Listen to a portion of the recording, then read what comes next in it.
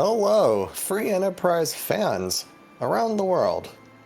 Welcome to this final showdown in the round of 64 between Saradin and mikemike34. We've got an edge hero, and I'm joined here by Cubs Rule 21. Cubs, how you doing? I am here. Yourself? I am also here. I exist. Yes. This morning. It's great. Mornings are indeed morning. But moving on, Edge Hero. This is going to be very interesting. I love Edge Hero and Hero. I know that some folks find it, because it's a bit on the easier side, quote unquote, that it might not give the same level of challenge as something like an Edward Hero. But what I love about Edge is that you can, theoretically, and we'll see where our runners go, you can do things like drop into Baron in and take that encounter immediately. You can do strange, like, out of the way routing. You could do ordeals much earlier. There's a lot of early power that you can just push on and go, and I'm interested to see if our runners are going to do that. I always enjoy the fast heroes just because I find the faster speed just makes Z fights easier. Whether you're reflecting, whether you're going Zerkers, it's just getting Z down to RA3 or even RA4 at times is just so much easier. Yep. Also, shout out to mikemike34's names. Yeah, I think he tried to get the entire Pink Puff League, so we all appreciate getting each and every one of us in there. Yeah. Additionally, D-Lunars and the Sand Ruby, so one extra potential key item on the table today. But D-Lunars, we're looking for a couple sparkles today, so keep an eye out for those. Those could be very important. Yeah, we got two boss hunts. They could be hidden literally anywhere. And Sand Ruby's a terminal key item, so it's one of those things that you know is going to be at the end of one of these chaining key items. Like it could be at the end of Za, Twin Harp, etc. So it may show up right away. It may also be hidden deep. This is one of those set of objectives that's sort of like, you don't really know. It could suddenly be go mode. It could be a 2-hour slog. Yeah, and our restream Raska is famous for both, so might as well just toss a coin and sit back and enjoy while it lasts. This Right. We could be done in 45 minutes, we could be done in 3 hours. We have no idea.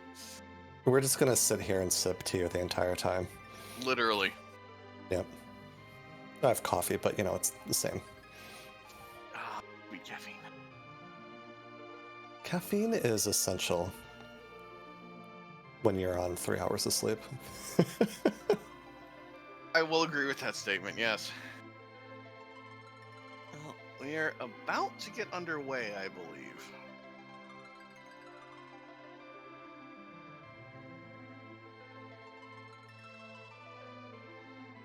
And both runners making me look like an idiot. All right, this is the first time of many today. Chat wishing for D-Lunar and Wyvern both in the Giant. D-Lunar's at the element spot. Kind of evil. But anyways, we're off.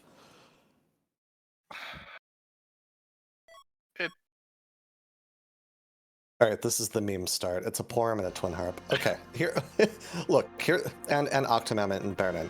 Here's the thing about Porum. It's a white mage. Like, literally any white mage in a storm.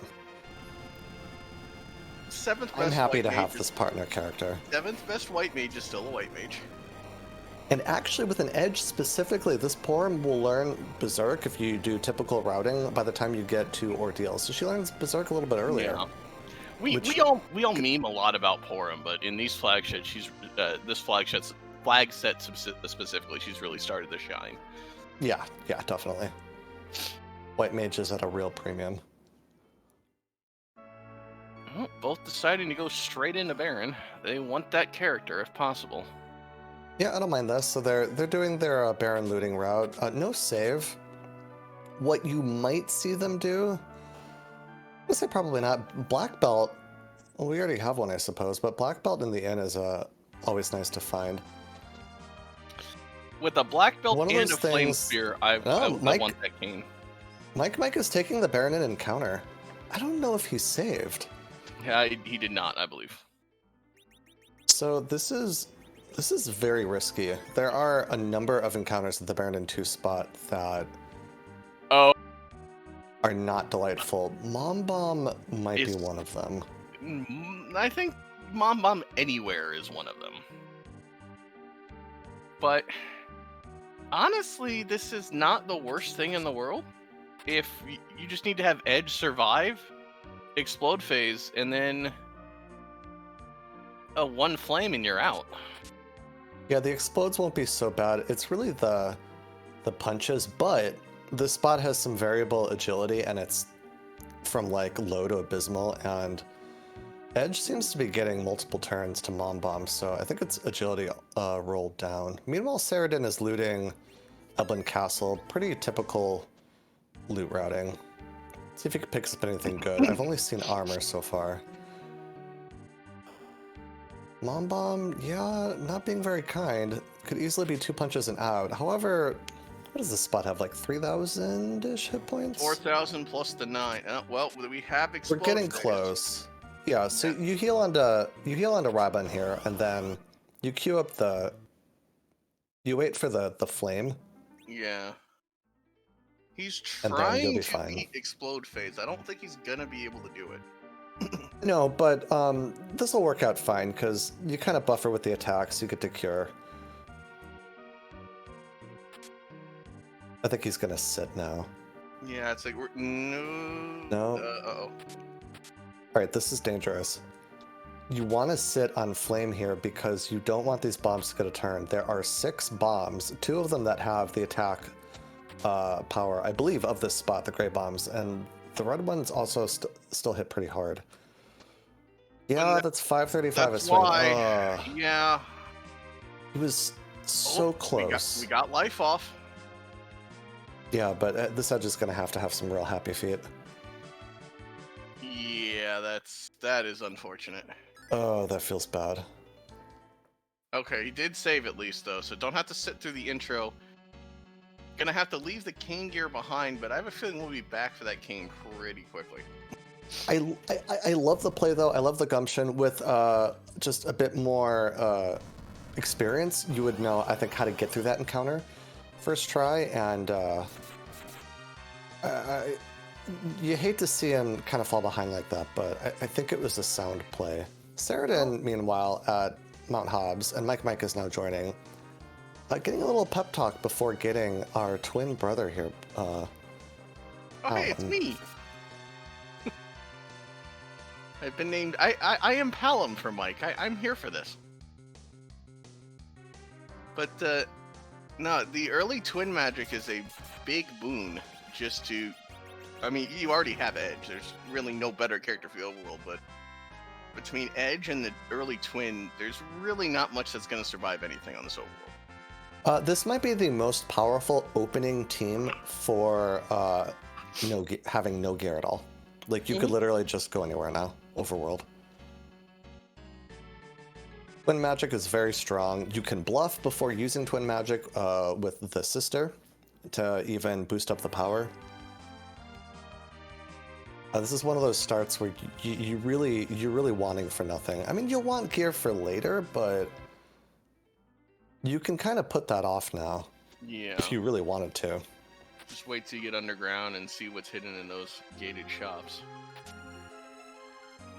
I'd almost be tempted to go right back for the Mom Bomb. But I could also see going to Fabul here for a bit of extra XP before heading back.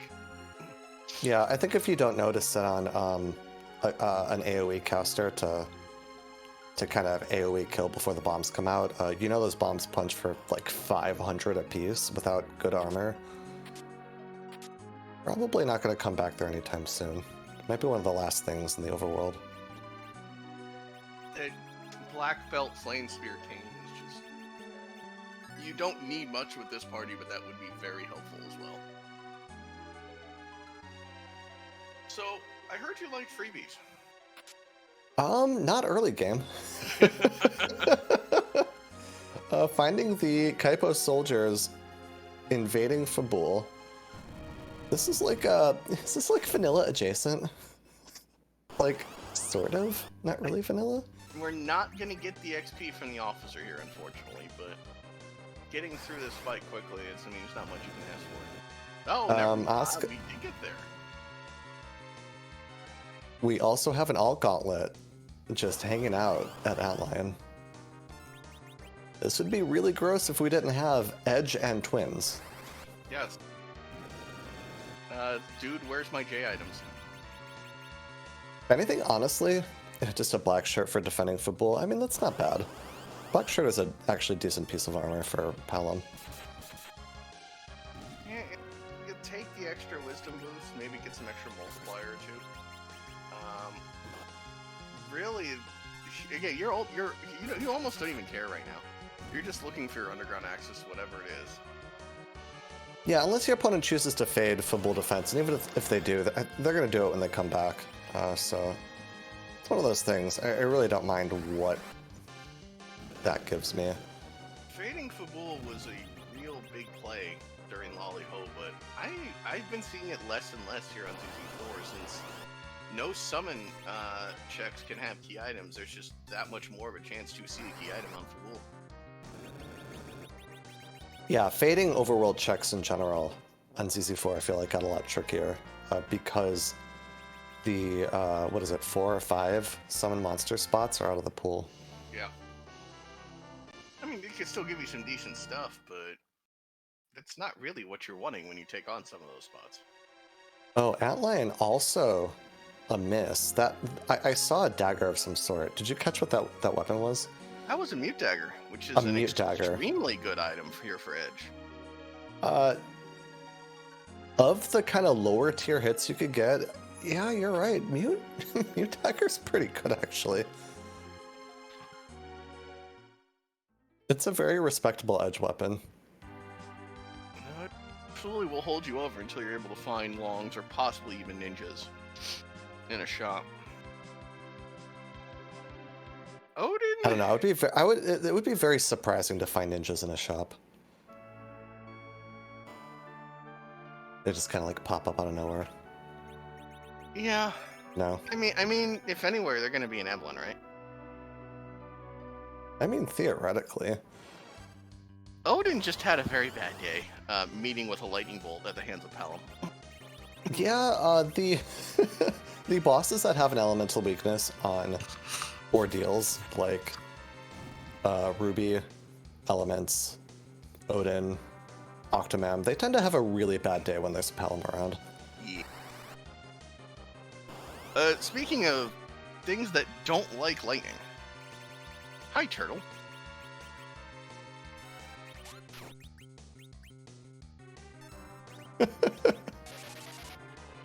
Oh, so I have to shout out this from Sheep Lancer. Shop Ninja, Shop Ninja, Shop. This references a conversation we had pre-chat about sentences that yes form a full sentence with like 1 or 2 words. So speaking of those bosses that fall apart to Palom here, Kainatsu's gonna have a very bad day. It's about to get worse after that bluff.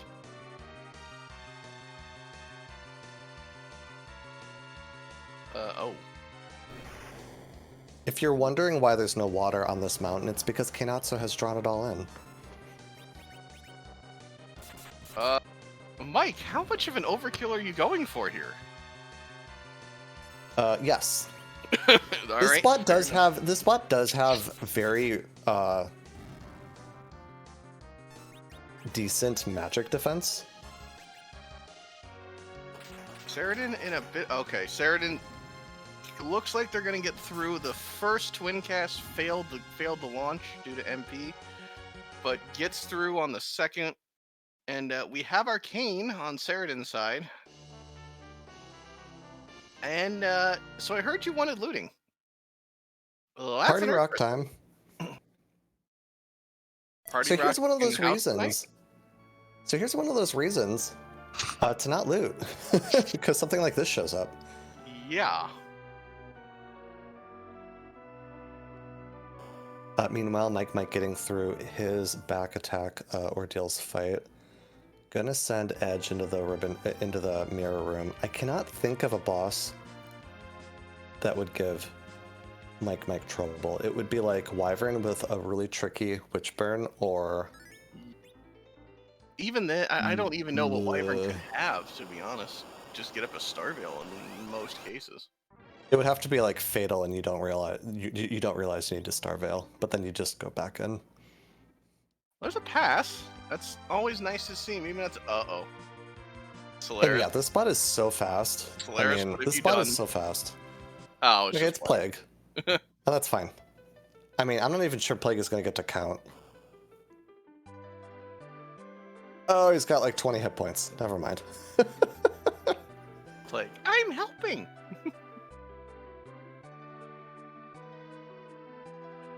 And Plague goes 10, and dies. Question for Trent, which burn cannot be vanilla in these settings? The be unsafe flag is removed. Mega Nuke, was it Mega Nuke, Meteor, and Big Bang from the pool? Okay, so we missed the call in to rate that treasury, but Power Ninja. Yeah. Ninja Power. Ninja Power Ninja. So And a Gungnir. it's extremely unfortunate that Mike was not able to get through on that first try. Otherwise, he's off to the races right now. Yeah, I mean, he's still in an okay spot because, again, Edge with short even, or short mute is going to do work, these overworld checks. He may get funneled back into it because I don't think we have anything left. He's got Antlion and Music, along with Baronin. He has not done Antlion. Music, that's true. Anyways, after Saradin found real ultimate power, let's find out who's at the Maga Sister spot. Mike is still avoiding Antlion, but we're headed back to get that Mom Bomb, a little piece of our mind.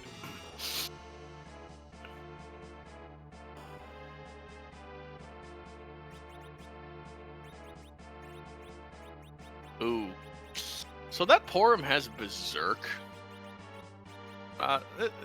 This Mom Bomb's about to have a bad day. Also, was there a Gunjer in the treasury, or was that from Eblin? I missed that entirely. Nope, that was in the treasury. That treasury for this party was Chef's Kiss. Yeah, 14 out of 10? Sure. Yeah. For this party specifically, obviously. Yeah, Edge is doing some nasty things here. I don't think we're going to see an explode phase this time. We might still get an explode phase. That is 9,000 health extra, but how do you feel about lectures from your local doctor? As long as we take him out before they start, I'm good. That's exactly how I feel about most of my doctor appointments. Mm-hmm.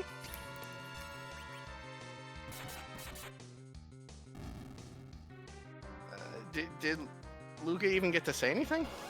I'm very happy when he doesn't. I mean, he started to say words, maybe. The spot is very slow, and Edge is very fast. Yeah. And the doctor is just about very dead. I believe the nomenclature is Ha Edge Go Burr. Ninja Thunderclaw, and Doctor don't like that. No. And Porum gets to take a nap. Alright, we are through Zot 1. That was everyone's favorite game of what characters are we not taking today?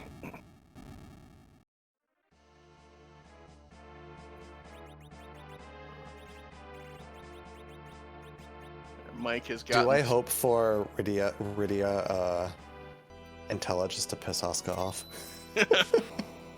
Well, no, it's there's a Cecil. Cecil, which Cecil. certainly not going to say no to that. So my guess is Saradin goes straight from here to Ordeals, but we'll have to wait and see.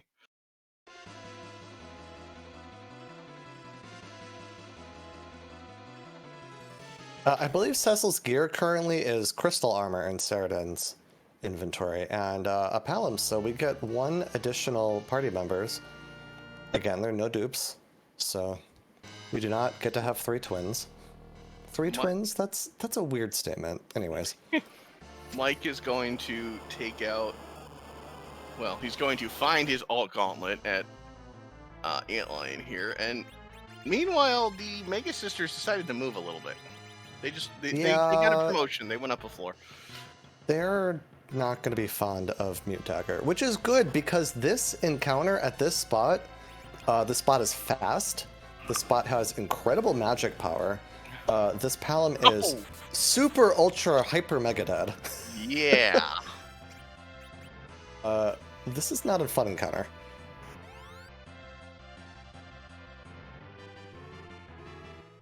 This is, well, you tried. This edge does need to get going, though, because Cindy will revive her sister. Unfortunate targeting there. Did Saradin already get him berserked? Because he did just get hit with a wall. I didn't see Berserk in Porum's magic menu. Oh, we haven't reached that. Well, but yeah. Edge being walled was a very good thing because that Edge was about to be charmed. that would have been very... there's Berserk. That is maybe as bad as you could have gotten for this party at this point. Yeah, if that Edge had gotten charmed, that might have been disaster, actually. Edge cutting up his entire party. Alright, so we are through ordeals. So it's a 50-50 at this point for Saradin, whether this is underground access or not. We're going to the Twin Harp. It's always a white shirt, isn't it? It's always a white shirt until it's not. A white shirt from Zot doesn't feel great, but you know what? That treasury was A+. No. Saradin's going to need to climb the mountain first. You want to get Cecil online and get him levels, even if you don't really have much for him except armor, which, honestly, for Cecil, good enough, but... Yeah. So, I think we're going to be getting dueling music here in the next few minutes. Mike is going to head to hopefully get the treasury at this point, and then Zot.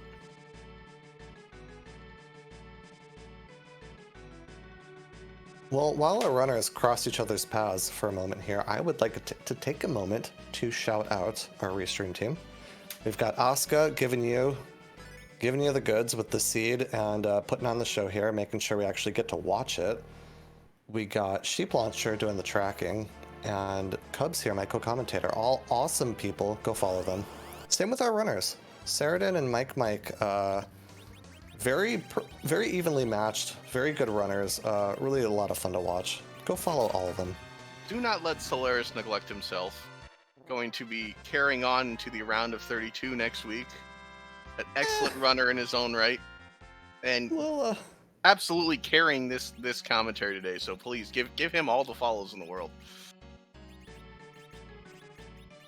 We are carrying each other. I mean, between the two of us, it sounds like we have one full day of sleep. Not even, but... I wouldn't even go that far. Alright, well, Mike picks up his real ultimate power. Again, that treasury. Power Shirt, Ninja, Gungnir. Just noticed a couple Soma drops in Saradin's inventory. I don't know if those came from the treasury, but if we see a Tella, our D-Machine is basically online. We did see Ethers earlier. I'm gonna guess they were from Eblin. I don't remember seeing them looted, and all eyes were kind of on Mike fighting Mom Bomb while Saradin was doing Eblin open routing.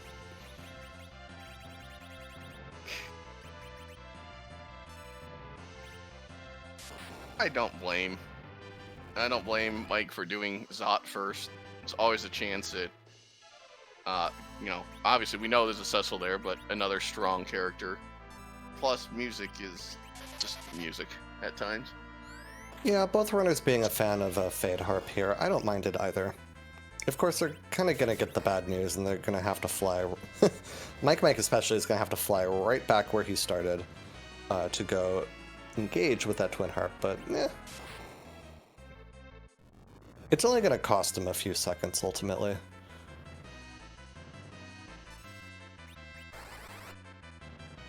Alright, Mike getting his doctor's visit. I imagine it's going to go roughly the same as Saradin's did. So I want to point out that Palom did 975 damage with an Ice 2 against Keinatsu. That is the magic defense at that back attack spot. 1 or 2 bluffs was pretty warranted to kind of one-shot Keinatsu. Yeah. Wave doesn't do a ton at that spot. It's a little more than a tickle, even with this mage party. Oh, Ballnap's having a very bad day.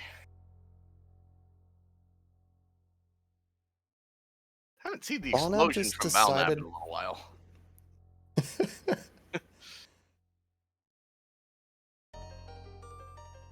Ballnap just saying, F this, I'm out. 3,400 there from Edge with the Thunderclaw. Good lord. It's a pretty good hit. But now we don't get to see the real fight. I mean, the real fight was the dialogue we didn't have to endure along the way. Right? Acceptable. I'm here for this. Again, the faster I get out of my doctor appointment, the happier I am. Really. Well, Saradin is through ordeals. Looks like they're going to be the first heading up toward music. There a certain bit of music you're hoping for today? Any certain bit of music. I mean, if we're going... If I'm going down the upset Asuka train still, it's Zelda music, but I am always here for Zelda music. Sorry. No, I want to hear something new. I want to hear something I haven't heard yet. Oh, Golden Sun would be awesome. Yeah, the Golden. I have heard the Golden Sun Overworld theme, and it is amazing on the harp. There's a ghost in my ear. Asuka loves her Zelda music, doesn't she? Let's pay attention to mikemike's fight here. Again, this is a very tricky fight. It could go sideways very quickly. Edge queuing up an attack on the little one. Don't know if he's wearing that mute dagger. He is not. He's wearing a Thunderclaw Ninja. That is not good enough. And we're gonna Berserk Edge. This is dangerous. So who's gonna take this Ice 2 or Lit 2? Well, there goes. No, there I go. I'm taking a nap apparently. Oh, we had a chance to get the Mute Knife on, but did not get there. No. In the heat of battle, might have just forgot about it. Saradin cleaning up Fabul before heading toward music. Yeah, Porum goes down, taking 1200 to the face. Edge still hitting for 800 damage with the Thunderclaw on is respectable. But here comes the virus.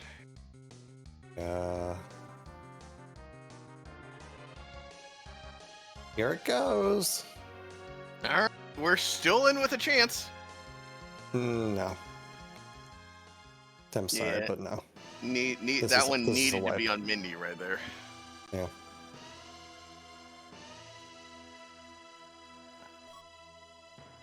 Yep, that's a reset, unfortunately. That's okay. We'll reset. Hopefully Mike will just take a moment, collect his thoughts, put the mute dagger on. Right there, yep. And we've got that, and then go, once more into the breach. Yeah, now we see a single Berserk, and Edge does some very bad things to the sisters. Yep.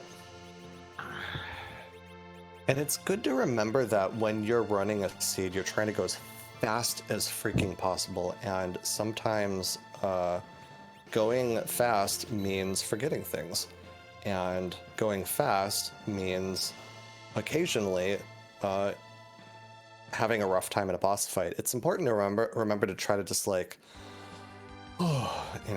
calm the nerves, recollect, and keep going. That's never happened to me once. I don't know what you're talking about. Never.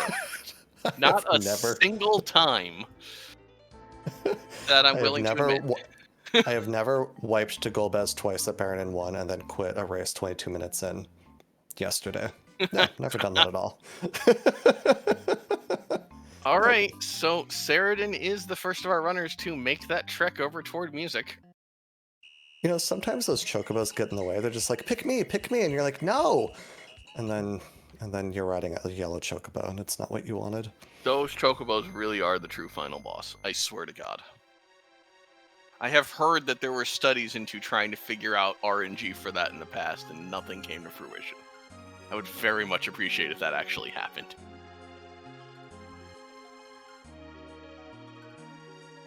Alright, so Edge doing gross things. Edge, thankfully getting that wall again. Form's gonna get charmed. That's fine.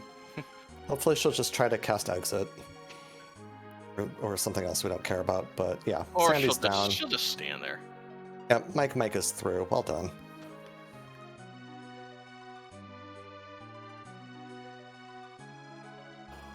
Alright, so as Saradin heads up toward the music, what's the plan? Are we talking or are we listening? What's the plan today? Are we talking or are we listening? Why not both? Wait, what? ¿Por qué no los dos? Oh, talking and listening over music? I think if I talked over music, I would cease to exist, so... Alright, I like existing, so I'm not going to do that. I was about to say, we won't take that possibility. Chat, enjoy the tunes, and we will be back with you shortly.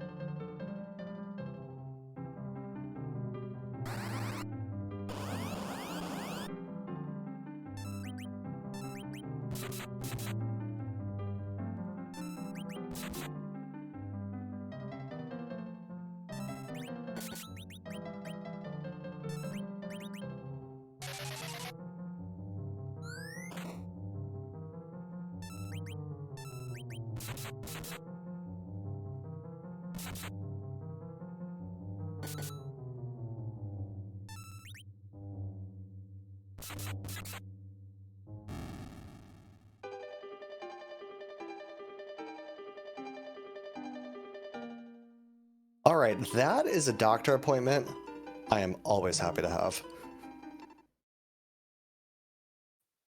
Dr. Mario is always good music.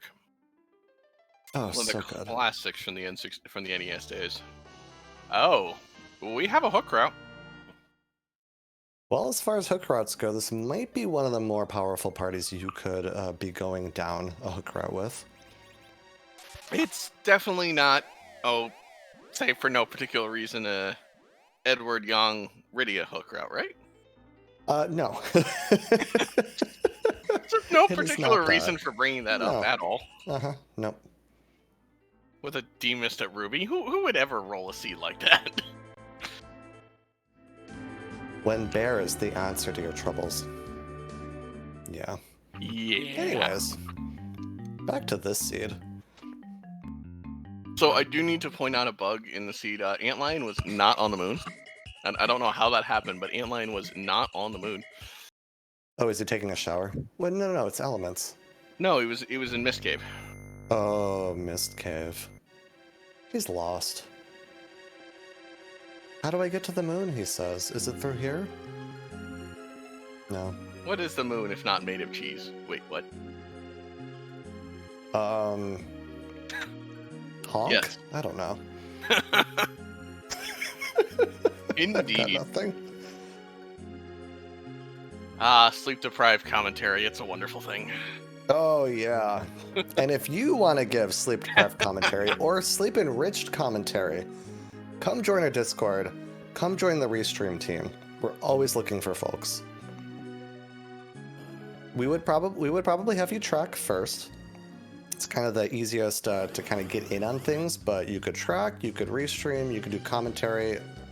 That is free for anyone to join and do. All right, round 2 of music. So, once more into the breach. See you on the other side.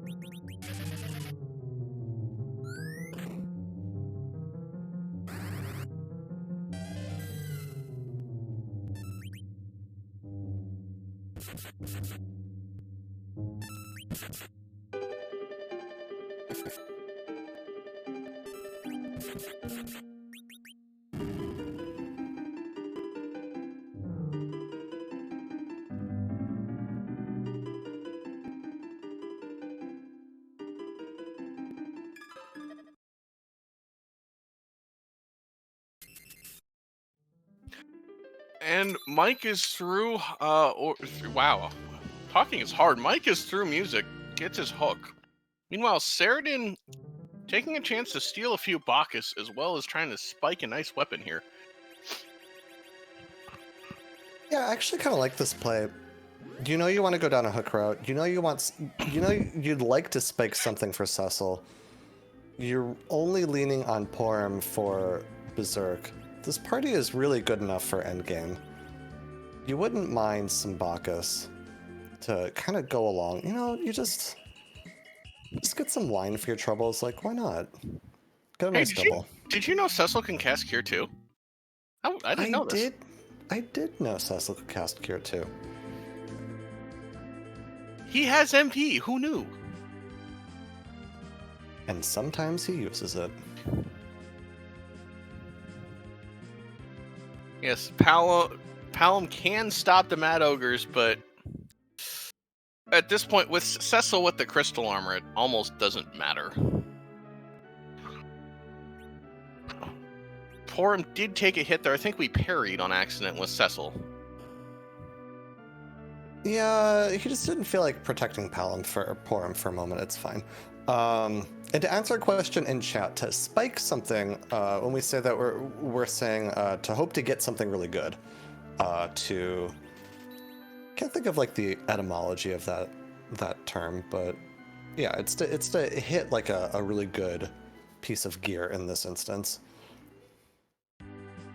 Well, there's Saradin might have stolen about 5 Bacchus, something near that. Dragoon Spear, yeah, that's a spike. It's not a Cecil weapon, but Dragoon Spear, one of Kane's best weapons, real good against dragons, and there are a lot of dragons, and also not dragons that should be dragons in this game. More importantly, Tiny Murder Child now has Quake.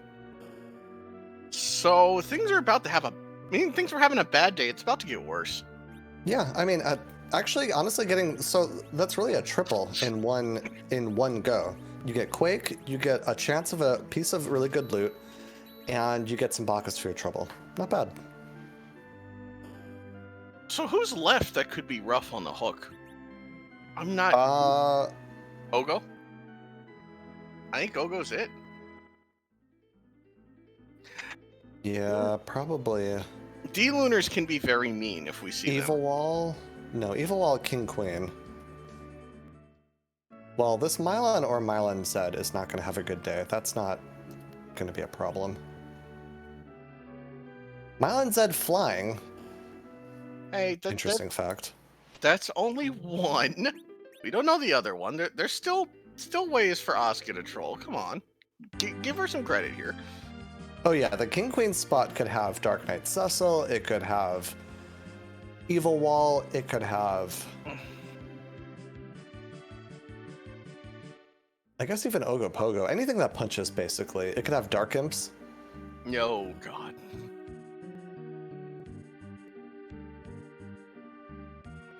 So... You think we're going to see a Blade Man grind today?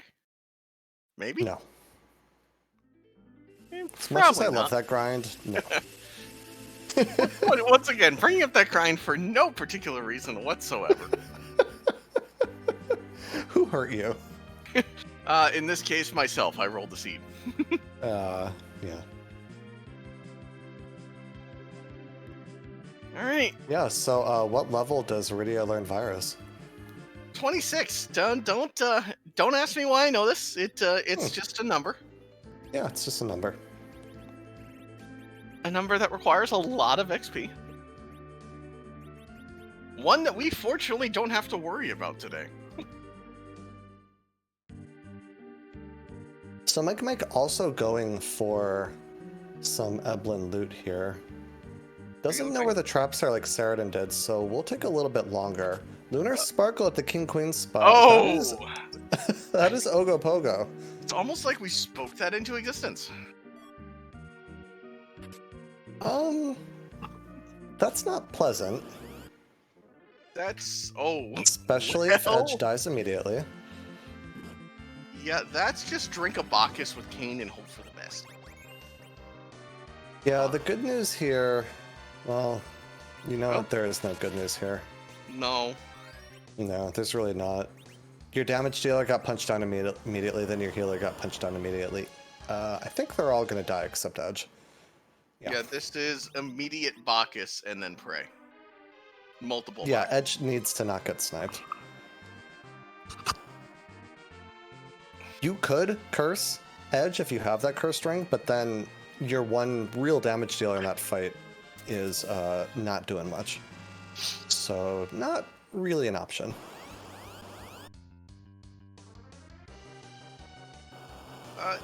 Chat's mentioning Drain Spears were an option in the Eblin shop. So. Oh, for darts. That is Yeah. potential. That would be a way to expedite this. I mean, okay. I don't blame not going for it. Power Ninja is pretty good, except Yeah. exactly this. Yeah.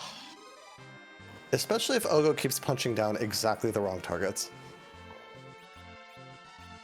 It's almost like Ogo was programmed to be a pain in the butt. You know what? Our restreamer just heard us, and by us I mean me, wishing the worst of things upon her, and just channeling that into the seed instead.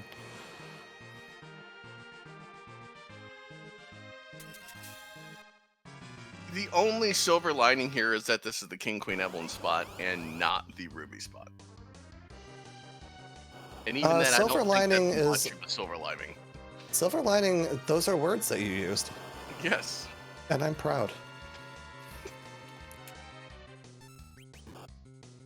Hey, Ogo did not target Edge. It's a miracle.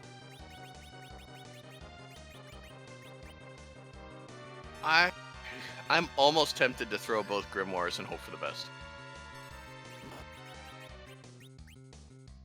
Almost. Grimoire, which I think would trigger a blaze, but not. It wouldn't kill. Yeah, you would be able to get them both off as long as somebody doesn't get punched.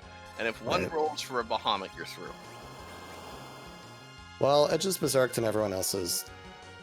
Well, Porm's up for a moment. Edge just needs to get a couple good swings here. I think That one more will do it. Might be good enough. Oh. No.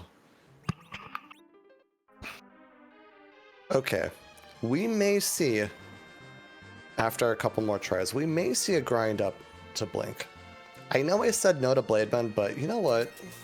Here we are.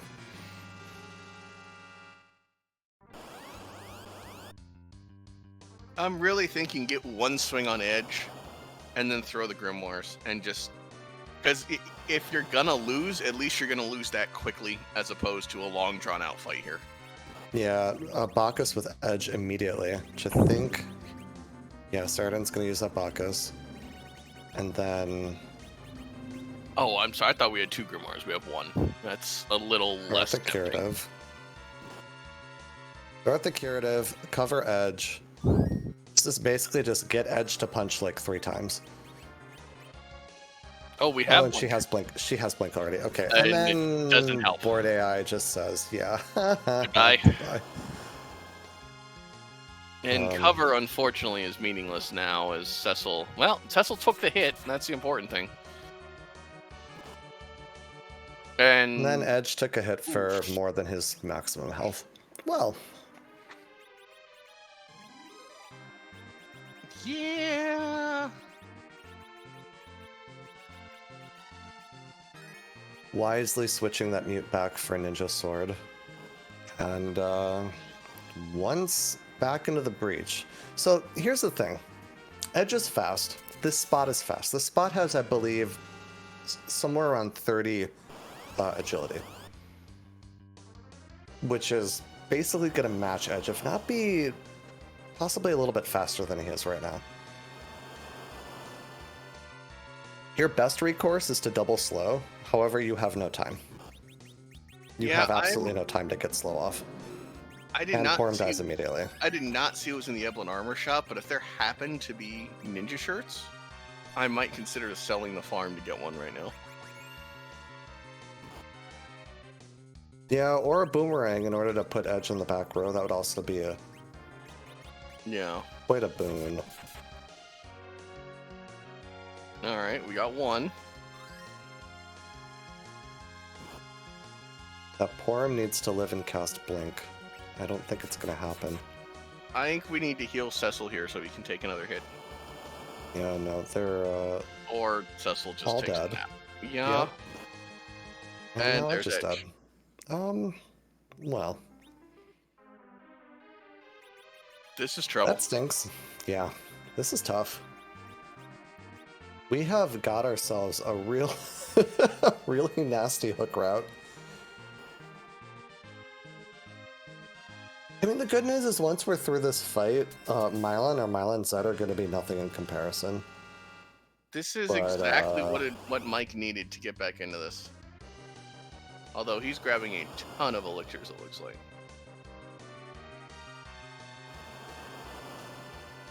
Yeah, Mike making the play of casting Stop and then crying with Porm.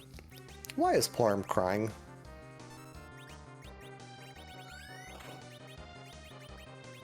That's your cue. Oh. I thought we were just enjoying the cry sound. Now, for some reason, Porum's cry doesn't really do anything. It was supposed to have some sort of effect to make it more likely for monsters to run away. But that was scrapped, and that same value was then used for Edge's steal chances. So, in effect, Cry actually makes it more likely to steal. Yep, exactly. Perfect explanation. Just never get to see it, because obviously you never see them together. Except, here. Not only do you never see them together, the crying in order to run away faster, literally it never comes up until the very end of the game in the Lunar Subterrane when you don't have Porm. Yeah, it's because funny. Yeah.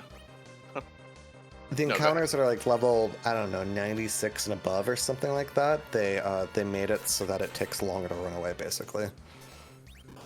So, having never played the SNES version, and my only experience before Free Enterprise was the DS version, Cry is actually incredibly powerful in that version of the game, so I had no idea that Cry did nothing coming to Free Enterprise. Oh yeah, in the DS version it's a defense debuff, right? Yeah, it just had defense. That's pretty good. Yeah.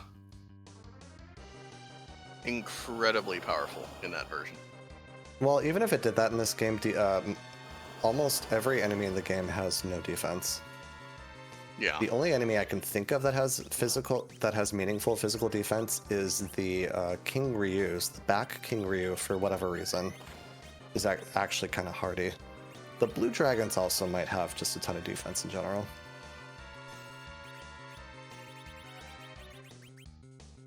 I'd be very So tempted about that Grimoire. Yeah. I'd be very tempted to burn the elixir on Cecil right here. Just Gotta to do let him something to take get it. through this. Well, that'll do it. That might be something. Blarg go Blarg, and we're through. And Saradin is through. Well done.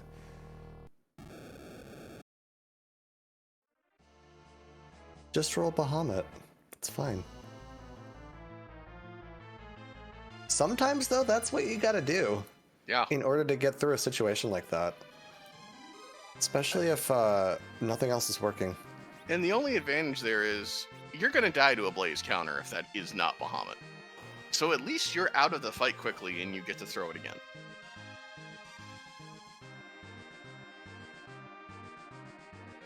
So, Mylon, thank you for the heal, and you're about to, yeah, gonna have a bad day. Yeah, Saradin very smartly running back to save. I do Yeah. think this encounter is so much safer that it's probably not going to be an issue, but there's just no reason at all to risk that. Mike with the curse ring, I don't know if you want to curse Edge, to be honest. It's not really going to help that much here. Oh, Edge with the full moon though. Yeah, that is going to make a large difference. That's really important. Putting the white shirt on Porum also rather important. Well, you know what? I might have almost been tempted. If I don't know if Mike has the crystal armor, but I would have been tempted to put the white shirt on Cecil if not. No, that's fair.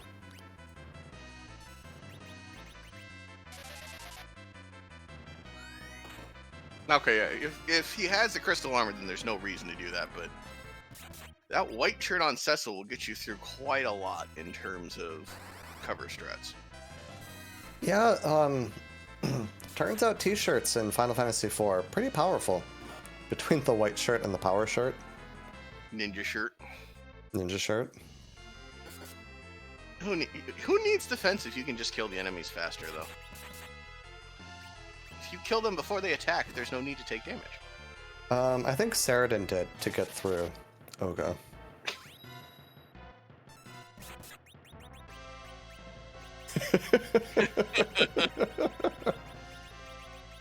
Yes, okay. From J. Brune, Final Fantasy IV in a nutshell. Mylon Z floats, CPU doesn't, and Bahamut isn't a dragon. That just sums this game up right there. It sure does. Also, the D-Lunars are not weak to Holy. They are weak to things that hurt the undead, but they do not have the Holy weakness. Things you only learn by playing the game. Yep. Ruby in the Elements fight absorbs Holy, or absorbs White. Who knew? Says the person who just healed him for 8,000 damage. I think the elements, the various elements phases, they heal the elements they're not weak to in general. That does make sense, yeah. Yeah. Also, chat pointing out Ruby is a mage in the elements fight, but not a mage when he's by himself. Shoutouts to our tracker Sheep Launcher keeping the button. Or I don't know. Are you trying to eat the buttons first so Possum can't, or I'm not sure what we're doing there, Sheep. Look, buttons are delicious. Depends on the buttons. If they're pure sugar, that's one thing. Yeah. Did you have candy buttons growing up? My sister usually took them for me before I could eat them. Oh. Also, Saradin through. Well done. Mike, in the meanwhile, about to get the business here. Yeah. Well, I think just you back road Edge and now you leave him in the front row. Well, He'll at least have the option to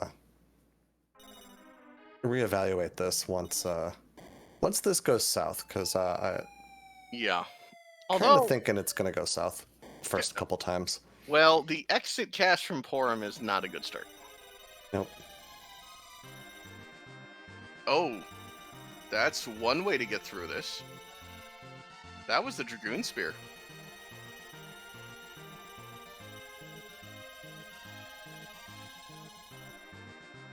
Oh, well, he also has a white spear, but yeah, we're through.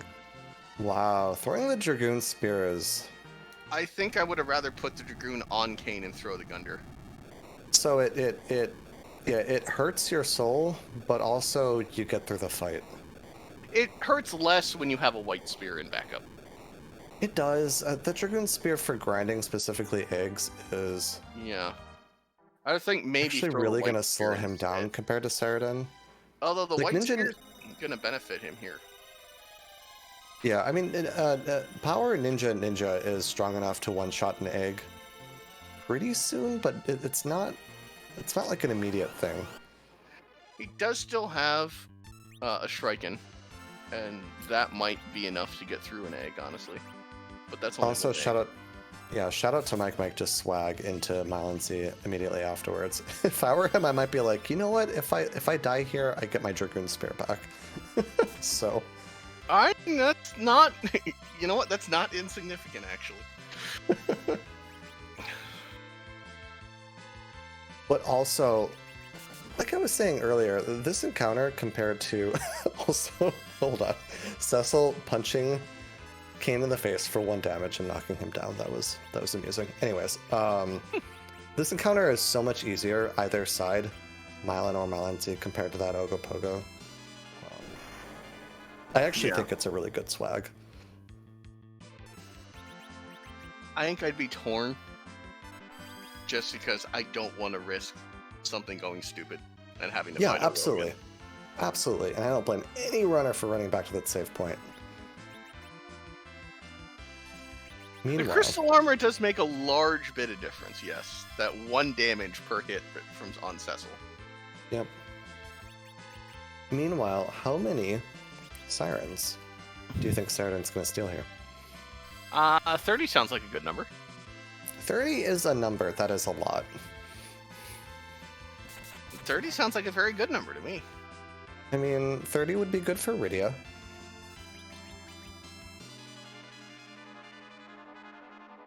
Alright, fine, 25. So, there are 2 ways Saradin can go about this. Saradin could steal either maybe a dozen of them and hope to use them once you have 10 key items, maybe a few up front. Or we might actually get like 20 to 25 Sirens stolen here, and you just crack them immediately. Yeah, my concern is you have 3 key items. Now, you've seen a lot of the non-key items already, but you're very low on key item checks, and I don't like the chances of getting to 10 before having to go to the moon. Yeah, so it's a tricky decision how many Sirens you steal here. You don't have Rosa, so you can't be like, well, I'll steal until Cure 4. Porum learns Cure 4 at level 48. Unlike Rosa, who learns it at, what, like 39, so that's not a good metric. But Try some turning levels on up chase front... bells and see what happens. It gets even worse. Funny enough, for Porum, not really. For Rosa, yes. Chase Bells on Rosa doesn't learn White until level 55. Same with Rydia. That just hurts my soul to hear. Yeah. That number.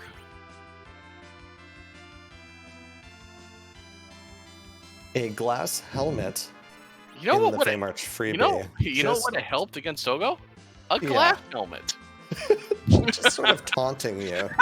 Like, hey, Oh, you wanted this forever ago. Also, yeah, that's a note march. We're gonna just say goodbye to that. the best feeling in case summon is to look at the Feymarch, say, F this, I'm out, see Yep. you never. Goodbye, Val. Goodbye, CPU. Yeah, your mage party is now pretty safe, to be honest.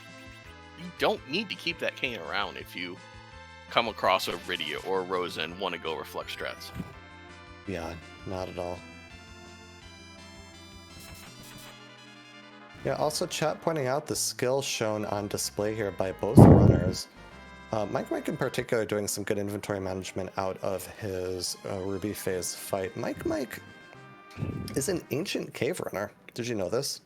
In Lufia 2. Ancient Cave being that game's like... It's like a game within a game. It's like a random dungeon crawler.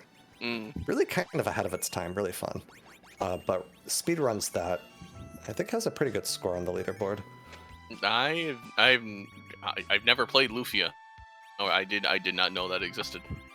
So Lufia 2, the RPG. If nothing else, look up its music because it's amazing. Yeah, there's a decent amount of it in Free Enterprise. Yeah. Oh yeah, the Lufia 2 from the Twin Harp. That's true. Yeah. So the final answer for the number of sirens was 20 from Saradin. And I think we're going to see all 20 right now. Yeah, we're either going to see all 20 right now, or we'll pop maybe 9 or so, and be kind of moon ready with that, and then delay the rest of them. I think you could go either way. I would probably just do the 9, but I would not blame the full 20. The main thing about doing 20 is that I don't think it's enough to get to white or nuke. No. And if you're going to go that far, you'd kind of like the power spike. Mike, meanwhile, doing his freebies first. The Fame Arch had nothing but Sheila 1 holding on to that key to the Barren Sewer. I think I like just the play to use the sirens right now. I don't see you getting the 10 key items before Moon is required. And so you're in the same spot with less than 10 key items. Yeah, well, we'll see which way Saradin wants to go. I think there is no truly wrong answer there. Agreed, yeah. Mike running in. Gonna do Baron after getting that Sheila 1. I think Mike, very prescient about doing that Sheila 1. May have come up in his last race. I won't spoil that race. It was a really good one, but... I'm not sure about... might be on his mind. Not sure about skipping the Baron shop, though. You don't have a great weapon for Cecil, and a light sword could show up there. That's fair. I mean, you could do it after this. An interesting thing, because you lose the Baron key after doing this chuck. You don't have to go through the menuing of opening the shop. So I mean, I don't mind this. That is true. Yeah. Very wisely healing up, though. Don't want to go in at 1 hit point. Octomam, which I'm surprised I remembered that, is the Baigen boss spot, so not really going to trouble Mike at all. Well, to be fair, it's only been an hour. It hasn't been like 3 or anything, right?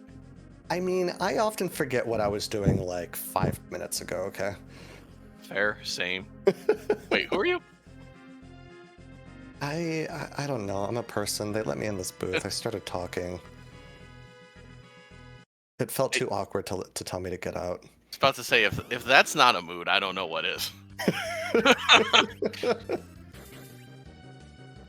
Since Octomam and Eggs are not really going to be trouble for a moment, just to go back to Lufia briefly. Lufia 2, RPG from the 90s, great music. It had a game within a game. It had this ancient cave where you took a party of your choosing. There's like 10 characters, 7 or something like that. There's more than 4. 4 is your max. So you get to pick who you bring into that cave, and then there's 100 floors or something like that, and every floor is randomly generated, random enemies, and it scales up in difficulty. Really kind of ahead of its time. A lot of fun.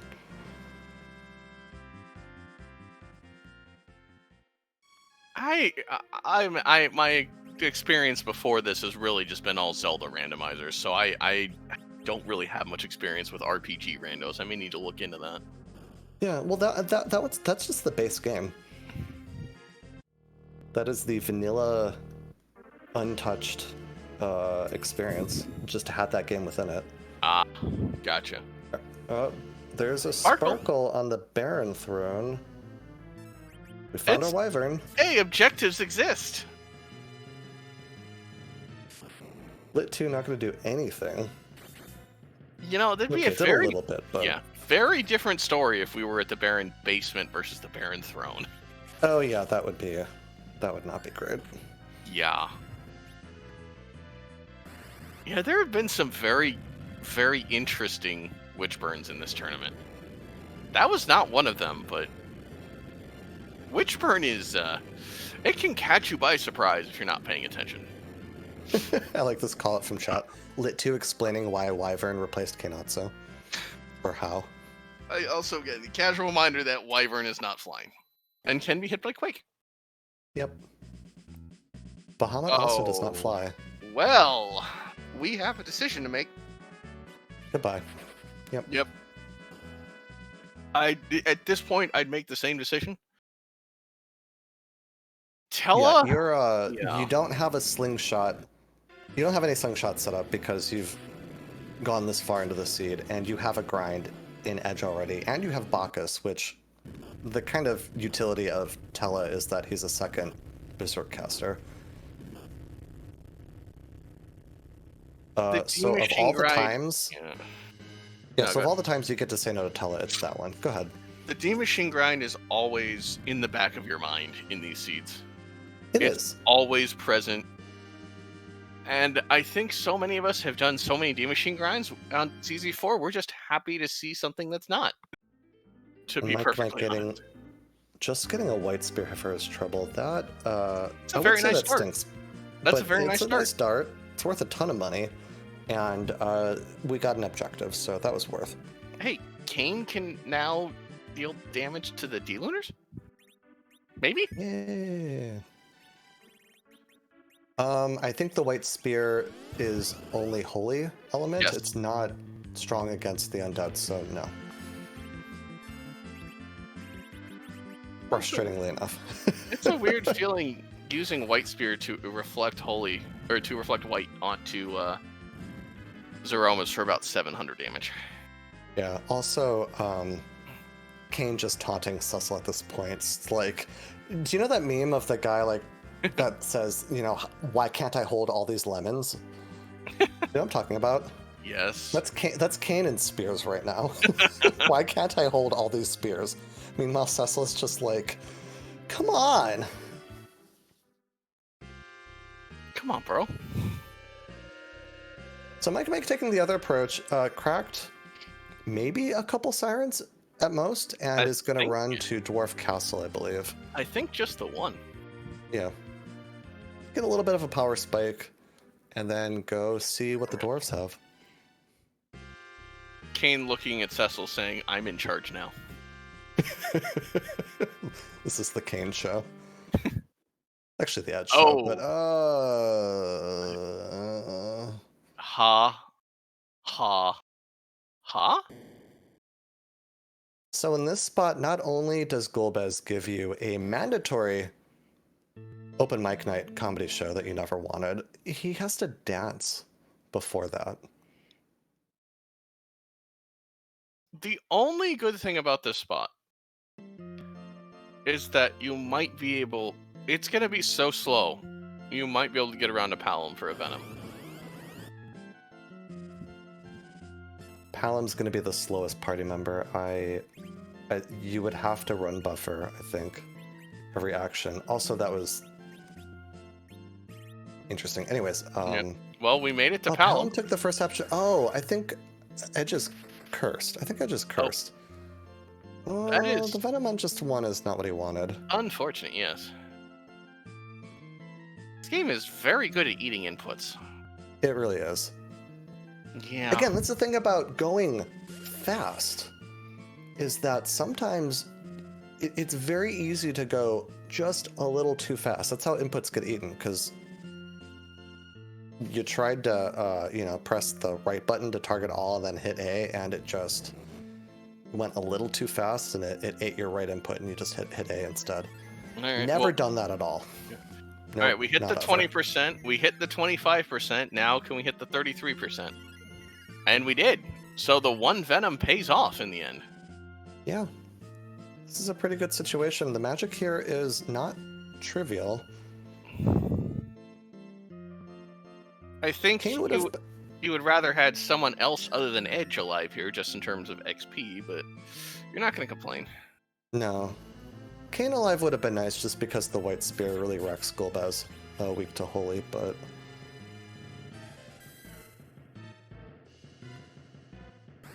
No Fire 3, unfortunately.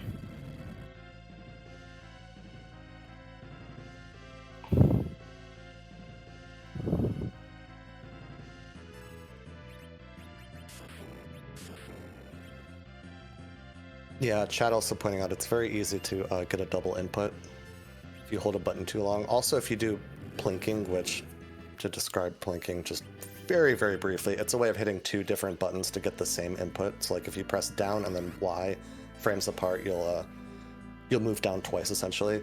It's very easy to overplink, to plink twice instead. So this game's input, it can be tricky. All right, so who did we have at Dwarf 2? I forget when we went to Zot. You know the part where I said I don't remember what I did like 5 minutes ago? That's a Ruby. We're here. Which, to be fair, if we're going to have one character alive and another one. He's debating it, actually, just to have a live... Oh. Oh. Well, you know what? Honestly, I could see taking Tella just to have a live character here, and then immediately going back to get King. Yeah, that's what I'm hoping has happened, because he didn't even take King's gear either. Although, one ice 2 and you're out of this. Yeah, this is actually not dangerous. That Edge is cursed, which is not good for the first fight, but it is good for the second fight. And all Ruby is going to do is punch and glare, which, to be fair, is damage to Tella. Yeah, which, to be fair, is painful, but the spot only has a little over 2,000 health, 2,400, something like that. So I heard you got another... We're throwing the Shuriken instead of the White Spear. That's not going to do it on its own. No, that's fine. You throw that, you cast Quake. This is done. Yeah, Virus. Alright, well, at least... Board AI choosing to be kind. Yeah. For once. Although, lifing Tella here makes me wonder if he's going to keep Tella. Might have just wanted targets to punch. Possible. We'll see what he does after this. I certainly hope he goes back to pick up that cane. That cane Yeah. really our only other damage dealer on this team. I hope so. And then the Crystal Sword pops up right here. Slingshotting Tella is really not the dream. Did you know Tella reaches 25 agility at level 66? I did not. There is no particular reason at all why I know this information. Please don't ask any questions. Tele Hero sucks. Let's just say that. Sounds like you've had some interesting seeds in your time. That's a rat tail from the dwarves. They said, please take this out of here. It was in the trash. We don't want it. Here's your reward for saving us from these terrible bosses. The tail of a rat. Yeah, I have to think we're heading straight... Well, no. There was a thought there. I have to think we're going to go to Masidia and get Kane back. Well... If he doesn't, we'll have two Berserk casters. The Demon Machine will be online. For one Berserk target? Yeah. If we get something for Cecil, we have a second Berserk target. Yeah. But... We'll see how it plays out. There's also very possible, you know, yeah. Mike is seeing something that we're not. Let's see what the rat tail reward is. Oh.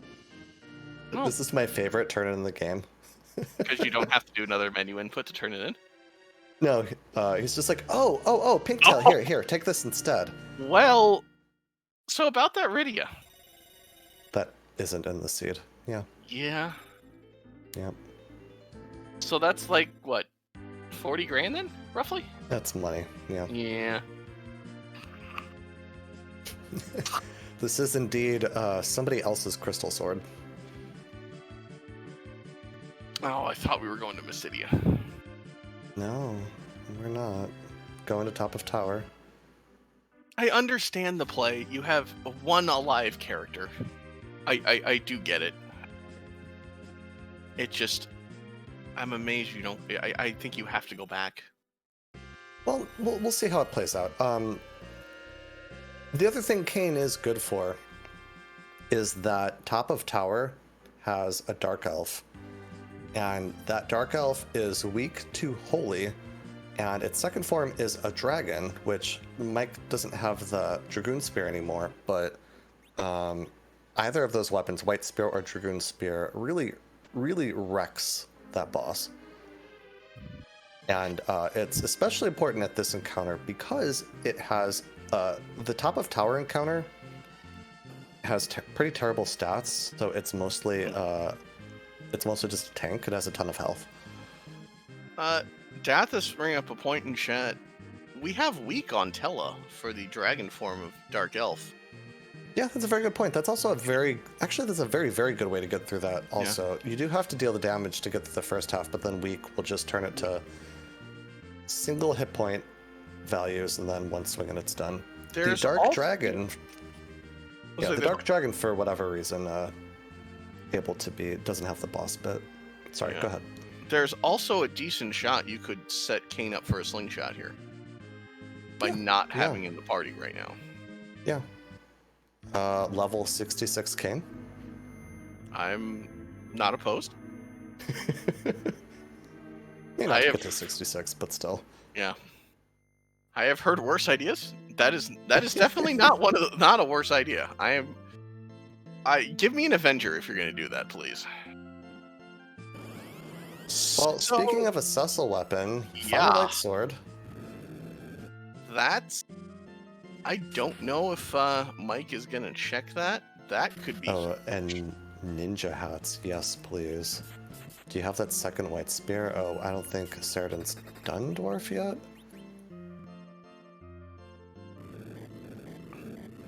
We're selling the farm to get a ninja hat.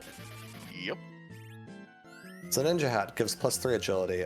Pretty useful for hitting certain agility breakpoints at various points in the game, especially the final boss. The black magic that is agility calculation in this game. Yeah. Also, something I didn't really credit earlier. Did I mention that real ultimate power ninja is pretty strong?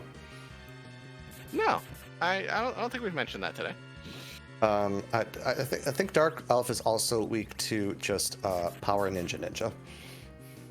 Yeah, a lot of enemies in this game seem to be weak to damage. Yeah. Yep. A lot of enemies are indeed weak to virus and a stick. We could use some of those very strong sticks at the moment. We have strong ones, but we could always use stronger ones. Yep.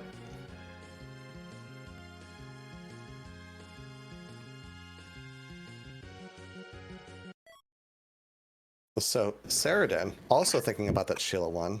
No idea why. Anyways. Also about to set that up.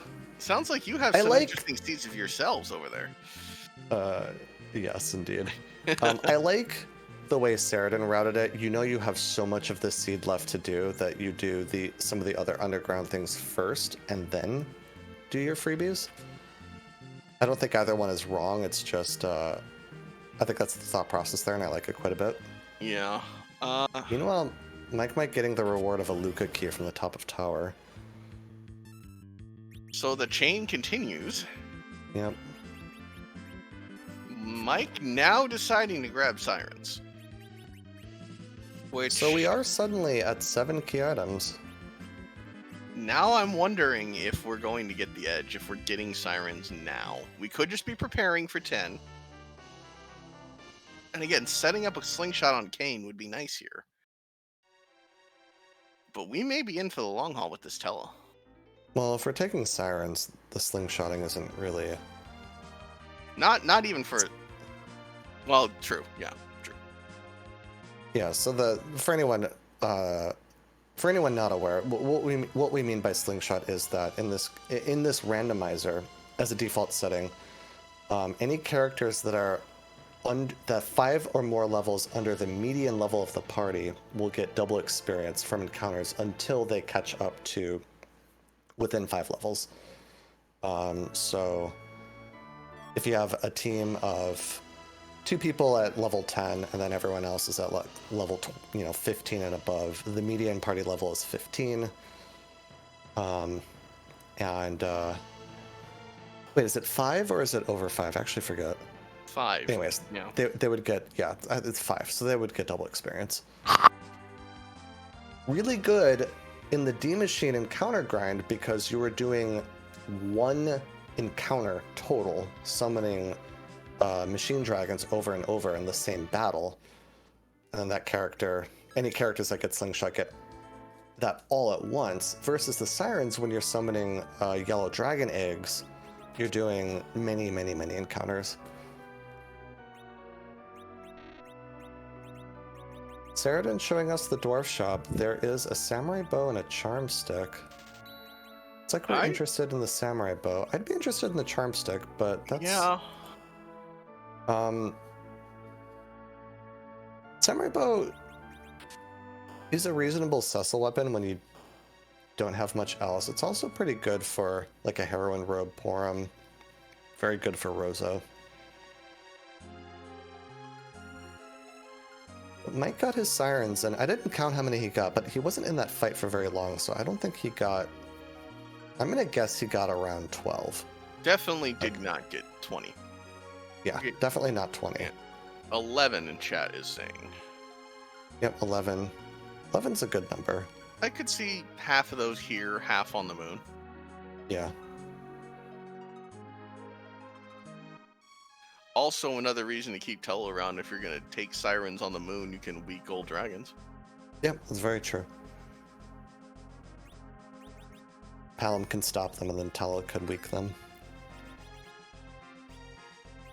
Though, so awkwardly, because he got rid of the Dragoon Spear, Dragoon Spear also really good against that encounter. Yes.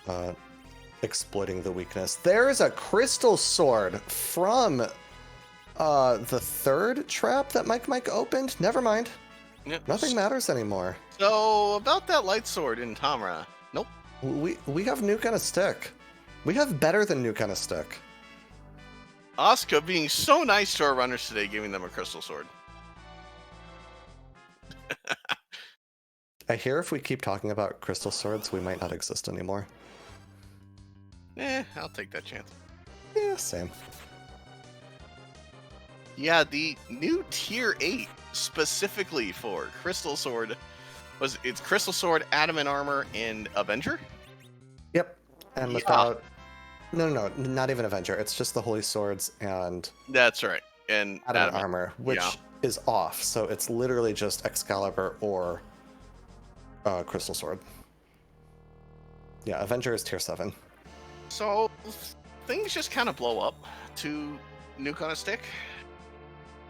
Yeah, they very much do. Also, chat pointing out that Mike's did not save outside. I think he's last locationing. Yeah, I want to say this is our very last check. This has to lead to either the Pan, the Tower Key, or Darkness directly. Yeah. Or Demist is hiding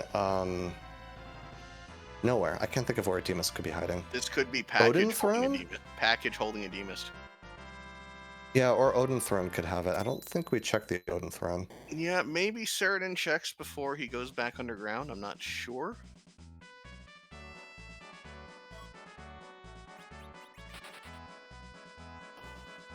Yeah, it was not on an overworld overworld location. Saradin saying, look, I love you on so many seeds that I played. You enable a really great grind to make the seed easier, but this time, no. The door is that way. Please don't come back. Yeah. Waterfall was elements, if I remember right. Yep. Waterfall was elements, Antlion was at the Mist Cave.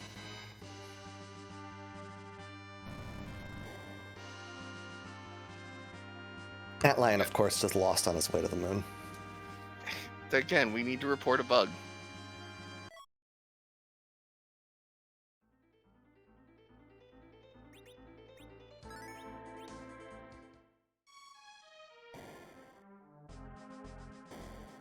So what do we have here? There's a tower key. There's the tower key. Which, okay. This is quote-unquote vanilla. The top of tower led to a tower key. We're going to call that quote-unquote vanilla. Now, this needs to be darkness then from tower. Oh! Or Demist at the Odin Throne has it. Oh no. The crystal is the key item, yes, but I don't think you're going to want that to be your 10th. Oh, please be on Demist because it's just really funny. They're gonna get Mike will get funneled to do it very quickly. Yeah. So I'm not gonna feel too bad about it. Looks like we're going double Starveil on Porum. And then probably Berserking Edge with that Mute Knife. Oh no! Realizing that Tala can just cast Wall. And just a Starveil on Porum to allow Hallam to launch some spells, I think. Yeah, gonna Berserk Cecil. Could also Berserk Edge. I'm not actually sure who would do more damage.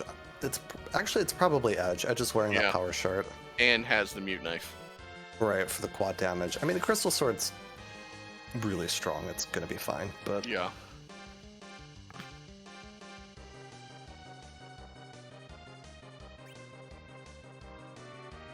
That's Unberserked Edge he passed the power shirt off to Cecil. Unberserked Edge doing 50% more. And Tella guarding the floor, because someone has to. Yeah, but again, I mean, Berserking really either of those two. With Ashura having the wall on her. We'll get through this really quickly, yeah. Why not both? One more punch. Ashura's down. Yeah, just Berserk them both. Why not?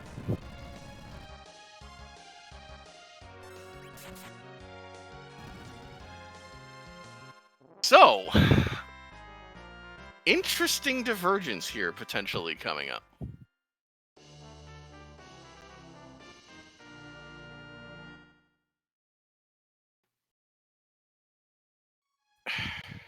So, at this point, these two items have to lead to Pan or Darkness Crystal. I don't think they can lead to anything else. One of these two has to lead that way. Correct. Which is it, though? I think we're going to find out from Saradin first. Yeah.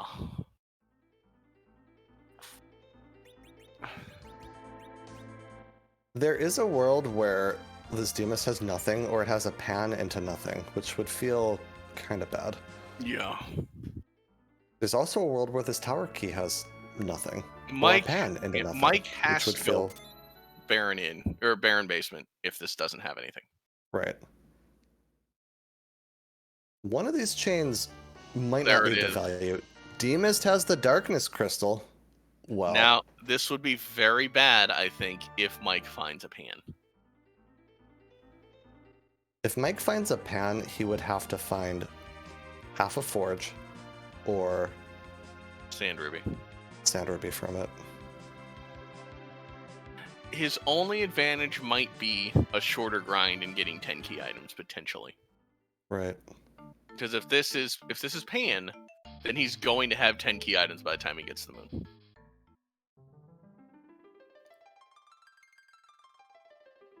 So I heard you like free fights at free locations. Nope. Oh, as a viewer, yeah, definitely. Yeah. This moon is shaping up to be very nasty. So we've got a really interesting dichotomy. Is that the word I want? We've got a very interesting difference between these two runners' situations. Mike having very different key items, and about to get possibly bad news from this chain, but has 8 key items? Closer to 10. And a crystal sword. And he has a crystal sword. Saradin, in the meanwhile, has that cane with a dragoon spear and a white spear. I don't know if Saradin has any sirens left, but I would be tempted to take 1 or 2 right now. Yeah, especially with that cane. But on the other hand, you know you have to do moon stuff. You know you have to kill moon bosses here. Unless this tower chain literally has everything, but I don't think it can. I honestly, Pan would be okay if it leads to either Sand Ruby or Half a Forge, because then you're getting 10 key items. Yeah, that would be great for Mike. That's progression towards an objective and 10 key items. Hi, other Mylon. Pan by itself is not great if it has nothing at the end of it. Hey, we can get underground. That's a thing that exists. So, top of tower. Mike? Oh. I think we're interested in a silk web. Yeah, agreed. Yeah, so if you siren here, you get the rarest encounter, which is a centipede, and centipedes you can steal silk webs from. Silk webs cast a double slow on use, AoE. Yeah, at this which point, is pretty dang good. His darkness is going to be his 10th key item, so do we just use the sirens on Earth, maybe, even? His darkness is going to be his 9th. 1, 2, 3. The past does not count as a key item. No, he has 9. 3, 4, 5, 6, 7, 8, 9. Oh, I can count. Counting is hard. I believe I was told there would be no math.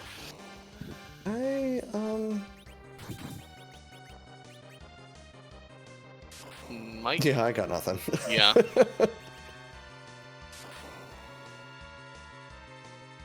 Well, Mike is going to have to go kill that Deimist. I think we're picking up Kane first. Yeah.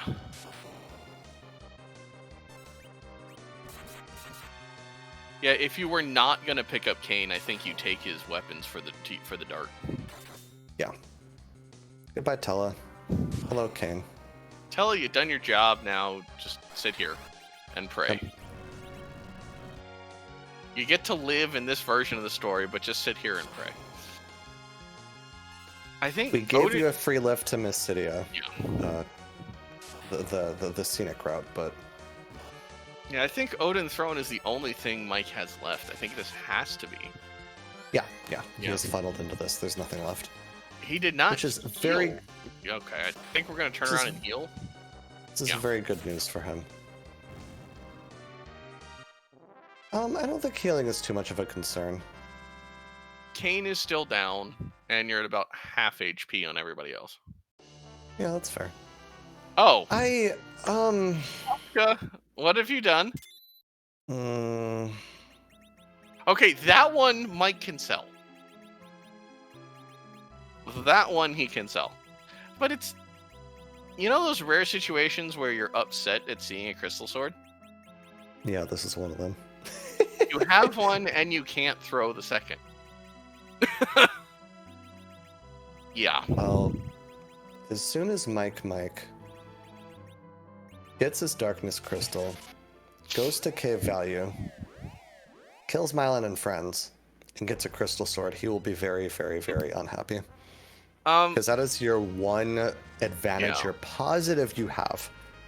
You were almost dead positive your opponent did not take 3 traps at the tower in Lower Babel to get a crystal sword.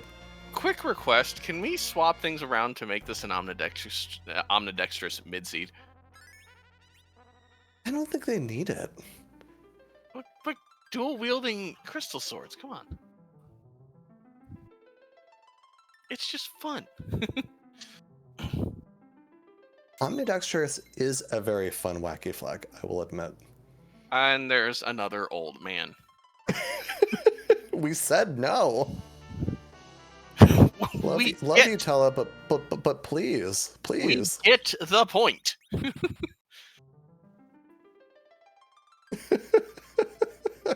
C maybe is a very interesting flag. It really is. So we drop him off in Mysidia, right? And then yeah. So we're like, how did you get here? So we now have a Tella on Earth, a Tella underground, and a Tella on the moon. Tella truly is the greatest sage of all time. He is. Especially since, because there are no dupes, that is the same Tella. That is the same exact Tella.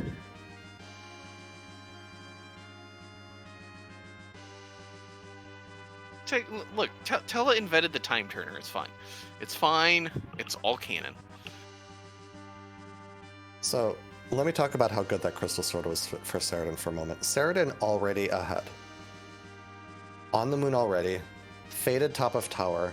Not going to get bamboozled by that pretty awful time-wasting chain, which was a very, very good, reasonable play. One that many runners will make on ZZ4 flags, and sometimes it just turns into that, which is not great. But Mike's like one advantage was having a crystal sword, and Saradin just got one. So, not that Saradin knows this, but he's sitting very, very pretty. Yeah. We are vanilla D-luners with Sand Ruby anyone? Hey, Porum has Cure 4. Neat. Porum is level 49. Palom's still a couple levels away from Nuke, but he's going to get there shortly. Yeah, the only advantage Mike has left is that he has 10 key items, or he will after the DMS turn. Oh. Hi. That's a boss with 42,000 HP. Yeah, the Lunar Subterranean bosses all punch really hard, and Evil Wall cheats. Evil Wall acts like berserkers. So the game, very briefly, the way this game queues up actions, the game is going to look at your character and say, okay, you're ready to see the menu, and then it's got to come back to your character in order to actually get to the menu and then take an action. So it kind of takes 2 times around, but if you're berserked, you just swing every time like the game's pointer comes to you. And Evil Wall is essentially doing the same thing because of the way that it is scripted. That's why it punches so frequently. It's hitting twice as often as it would normally. Yeah, it runs a chain that as soon as it starts its script, nothing else can act. So it just jumps everything. Yep. Because normally the Evil Wall would have to be like, okay, I'm ready to take an action, and then the game would kind of come back to it, and then it would act. But instead it's just doing that every single time the game comes to it. But we're at endgame levels.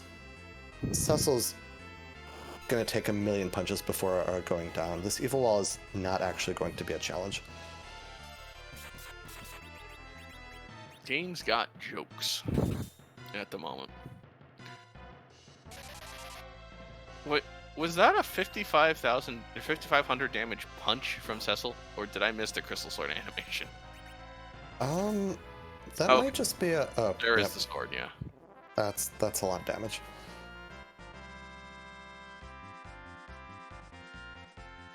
We have Swag Rocks on Porum.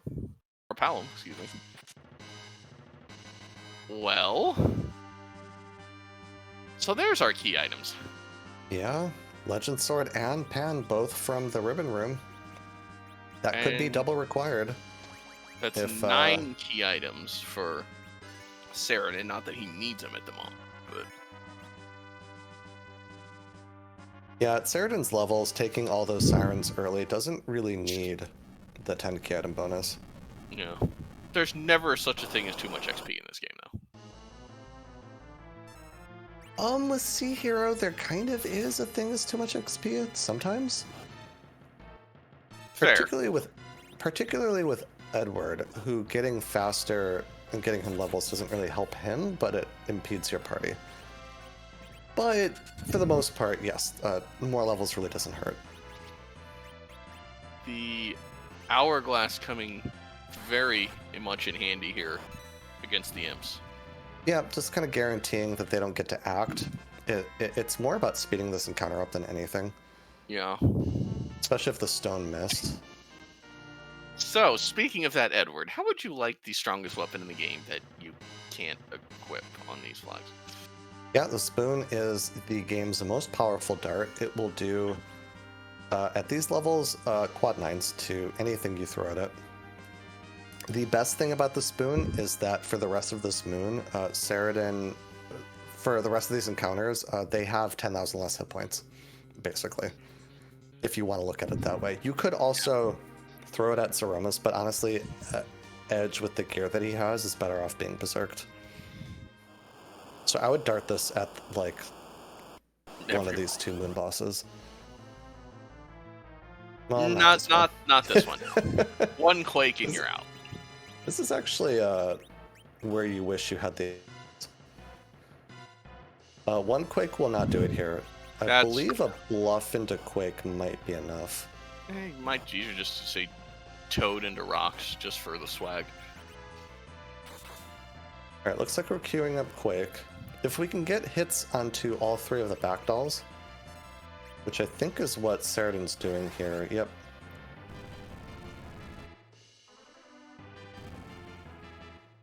Yeah, so 2 good hits. Not enough for the bottom doll. Gotta hit the bottom doll one more time. The top doll goes down. Okay, good. Cal punched one more time, so we're gonna get through this without summoning the big doll. Very well done by Saradin.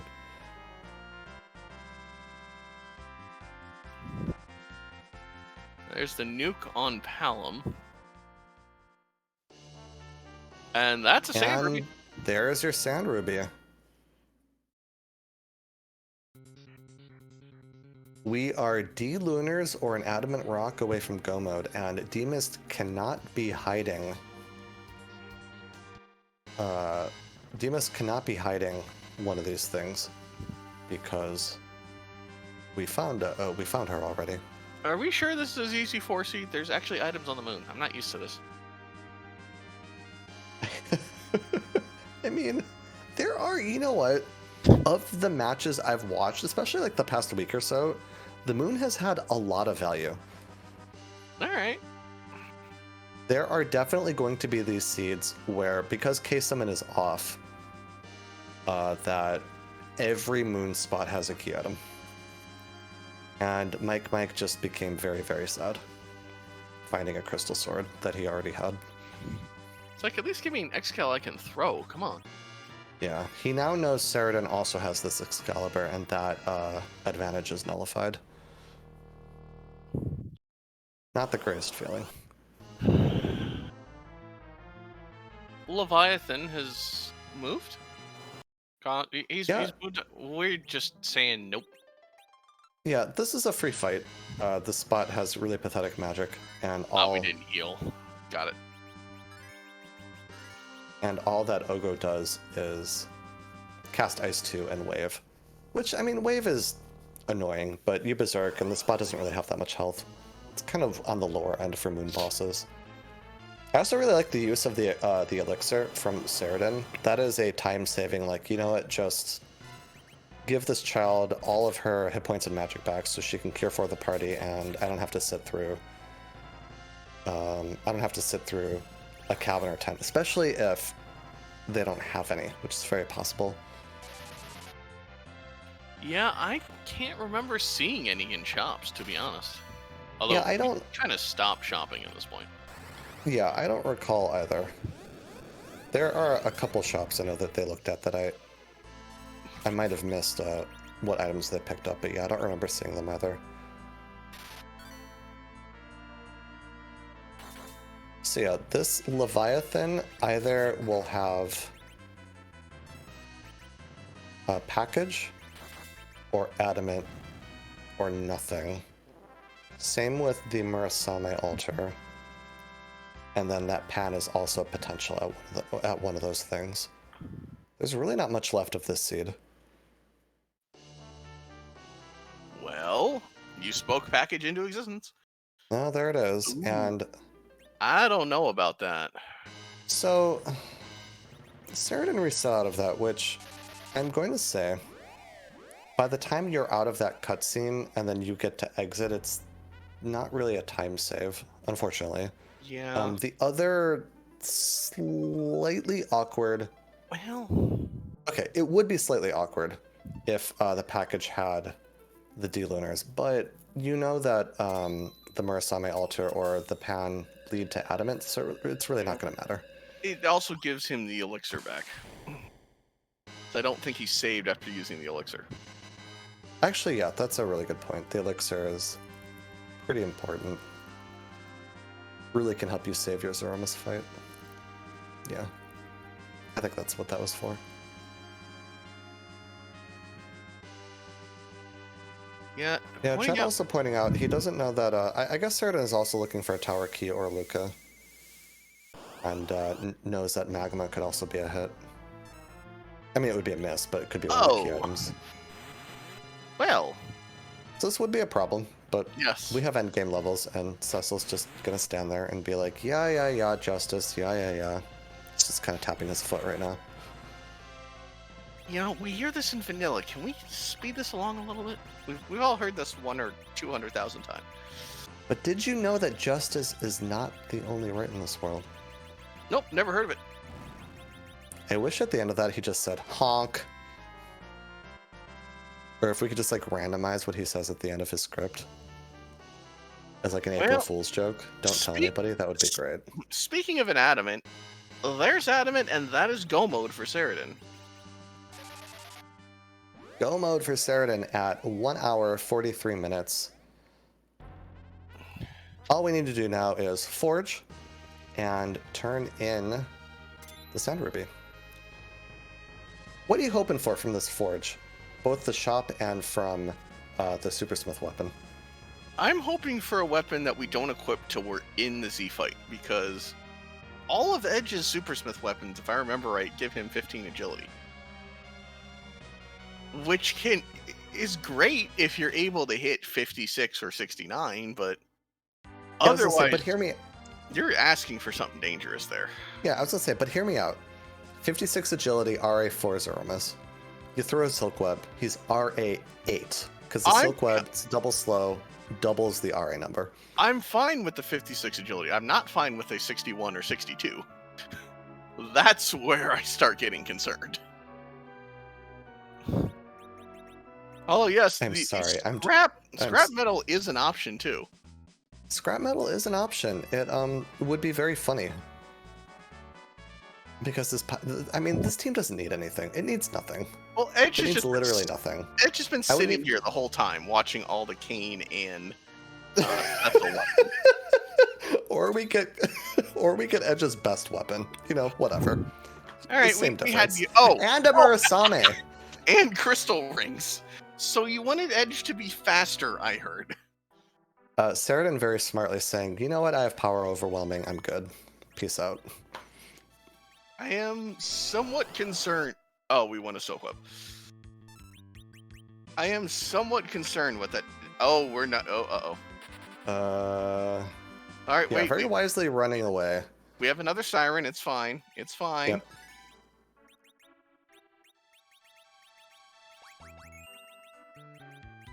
Almost catastrophic, but we're okay.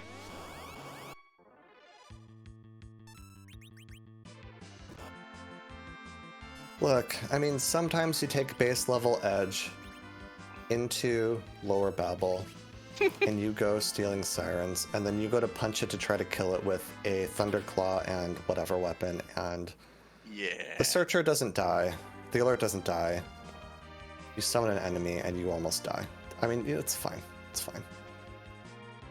I definitely didn't do that in ZZ4 on stream. It's fine.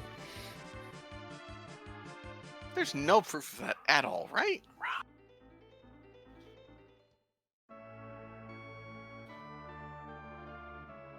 Yeah, except it's recorded for, history, but... Yeah. Hey, it's a cane. Neat. More importantly, this is going to be a crystal, and we are one trip to Troya away from fighting as Aromas. Oh, Pushwall and chat bringing up the going to steal Sirens after having gone to Fame Archer Sylph and having an edge with 1 HP and failing. Yeah, so sometimes when you fail to steal, the enemy... I think the flavor is supposed to be the enemy is like booping you on the nose or something. You take like 1 to 3 damage. Yeah. Which is basically a boop on the nose, but then... When you're at 1 HP and the only one alive, that's trouble. And then Edge dies doing what he loves. And you just stare at the screen for a few seconds wondering, what in the heck just happened? It is, by the way, a smart play. Also, Sasuke is on. I didn't see agility. I don't think Saradin's looking at his agility. He's just like, you know what? Let's just go.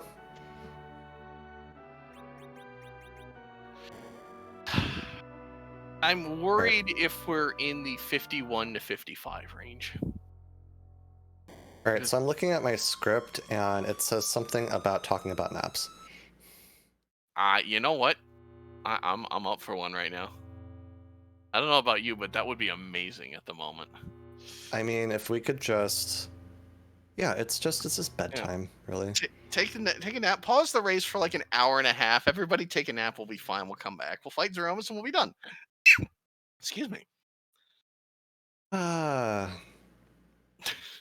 if we don't do this every single time. Anyways, this is Zeromus. Zeromus is big and bad and powerful, and a big bang at Baron Inn would be hilarious, but probably not a very fun experience. So we don't randomize his location, but we do randomize what he looks like. And Cubs, I think that we have a probably sort of important question to ask. What time is it? No, wait, that's not right. Whose butt is getting kicked? Check the time. Oh, this morning. Or afternoon, or evening. Yeah. I hope it's a horrifying butt. I hope it has a butt. I'm just here for like Moon Miss or something. That's... yeah. Haven't seen you in a while. Final Fantasy 1 coming back to haunt me. I was about to say some bad memories. See, mine are of FF9, but yeah. Is Carrie in FF9? I know that they reprised like she's the Marlith in 9. Oh. So did they like? I know that there's like 4 elemental fiends. Are they directly? Yes. Those fiends? Got it. Got it. It's been so long since I played that game. They renamed Carrie, but the other 3 are the same. Yeah. Yeah, it's Marlith So Saradin... at the Fire Shrine, Tiamat at Wind, Kraken at Water, and Lich at Earth.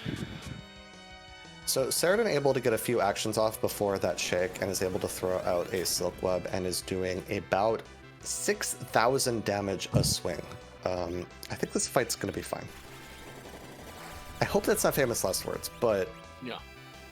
There's no such thing as a Z fight as we've seen, unfortunately.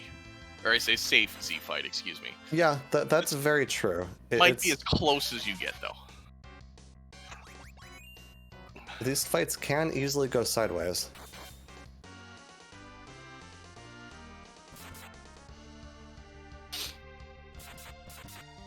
Kane, I'm helping.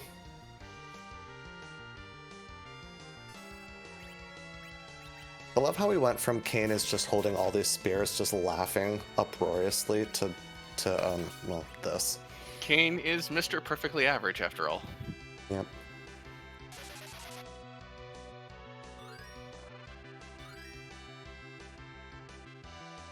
Yeah, with that Silk Web on, I don't know which RA breakpoint Edge is at exactly, but the Silk Web has made her at least RA6, if not RA8.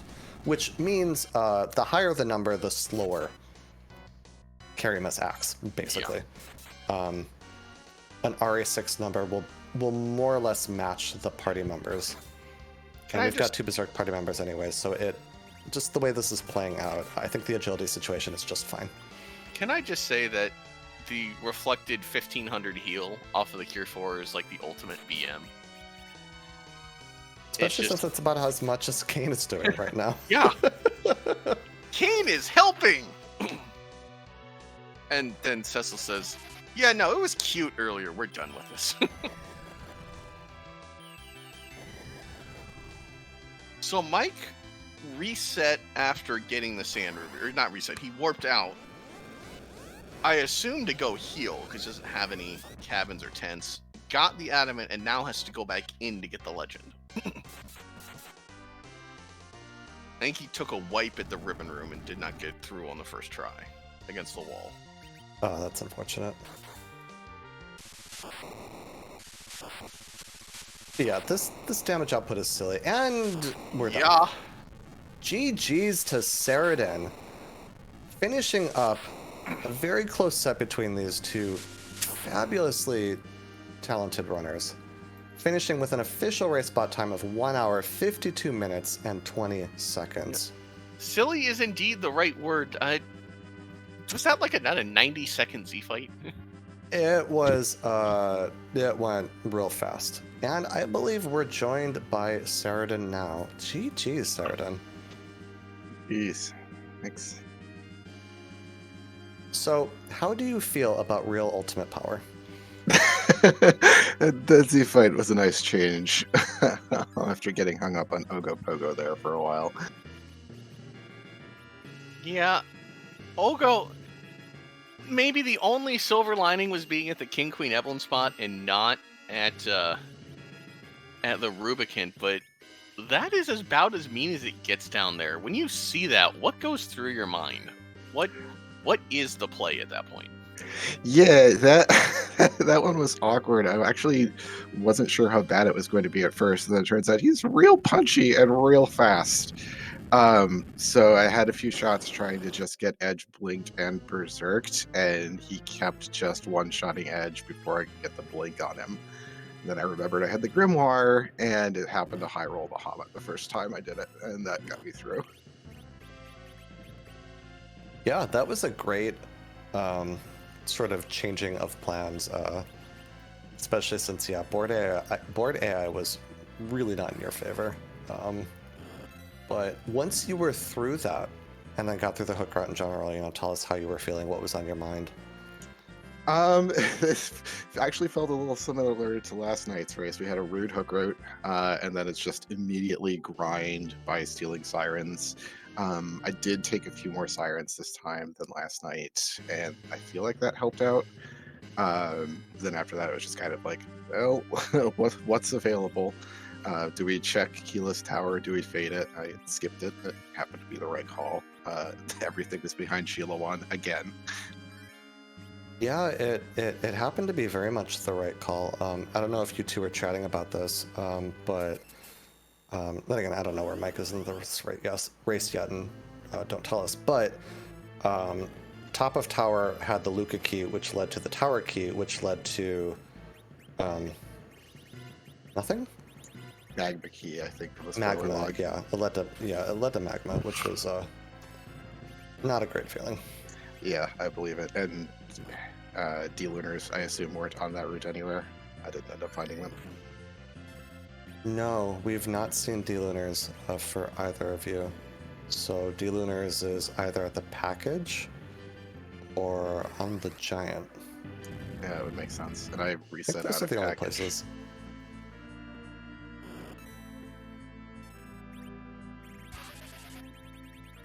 So you now sit.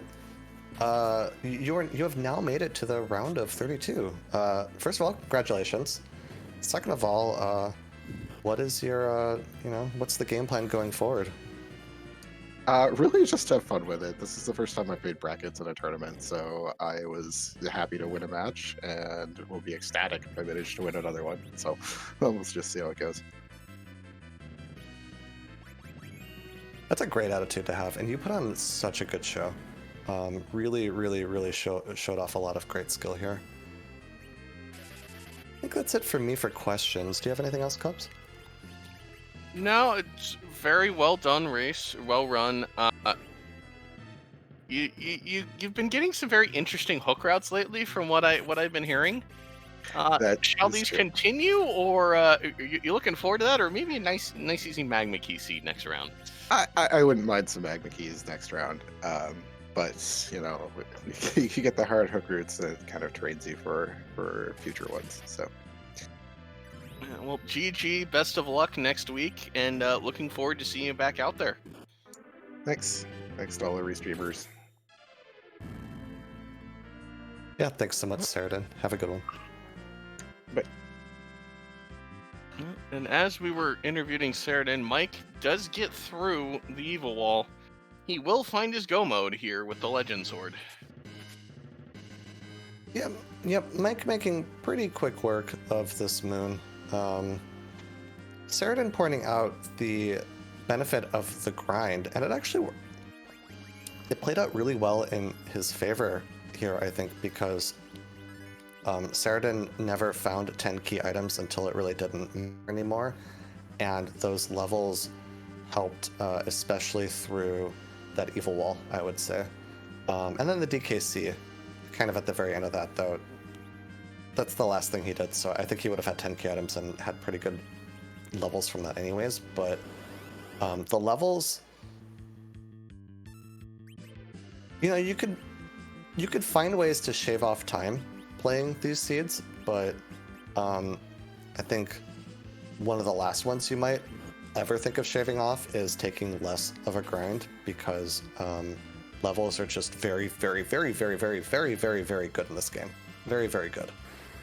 They offer damage and safety, and that brings a lot of consistency to your run, which can be really important, and I think it paid off huge dividends for Saradin here. Mike now doing his grind, taking some gold dragons, and maybe one of the worst feelings in this game, to be honest. You spent all that time to get all those sirens earlier, and you still have them and haven't used them. It just really feels kind of bad. Yeah, it's one of those learning lessons, especially as you go through more of these seeds. Mike is out of this tournament, but I mean, Mike's put on such a good show. Absolutely. Very good, very talented runner. This will not be the last we see of him for sure. One of several of the pink puffs that have made it through into the bracket. There will only be one moving on to the round of 32, but all involved, I think, put on excellent shows in their first bracket attempts. Absolutely. The Pink Puff League is one of the best things to happen to Free Enterprise by a long shot. I have been playing this game about a little over a year now, and I was desperately wishing for something like the Pink Puff League. Instead, I joined the Table Salt tournament because it was the only Free Enterprise I could engage with at the time, which was a side tournament running table flags from ZZ3 for folks who didn't make it to the table bracket stage in ZZ3. So it was kind of a Pink Puffish, not really Pink Puff, but it was a side tournament of players closer, I guess, to my skill level, but that was still just throwing me like way into the deep end, like just the deepest of dives. Pink Puff League would have been really neat. For anyone that's not aware of what the Pink Puff League is, real quick, it was a beginners league where you're guaranteed to run against other players of similar skill level. Yeah, it's hard. It's almost impossible to replicate 1v1 tournament race experience. The ladder has done an excellent job in sort of filling the gap slightly, but these bracket races, there's just the feelings and emotions involved. There's really nothing to prepare you for other than being involved. So it's to have those kind of side tournaments. It's very beneficial for people going into the future. Yeah, definitely. And the Pink Puff League, it will come back. Our leagues our clubs, I guess it's a league, whatever, terminology, words. Speaking is They hard. will be coming back. They tend to run in between tournament seasons. So when ZZ4 is over, we don't know exactly when it's coming back, but I would expect Pink Puff League to come back. So that would be late winter, early winter into late winter. Probably, yeah, about likely. 5 to 6 weeks from now, I think. Yeah, I mean, we don't know exactly when, but the point Yeah. is that fairly soon the Pink Puff League will come back. If you've been watching these, if you've been playing casually and have been curious about racing, maybe you've been nervous about racing, which I certainly understand. I was very nervous the first few times that I raced myself. The Pink Puff League is a great way to kind of put your foot into the water. This is a really great, friendly community, and all the Pink Puffs that we had our last league were a lot of really great folks in that.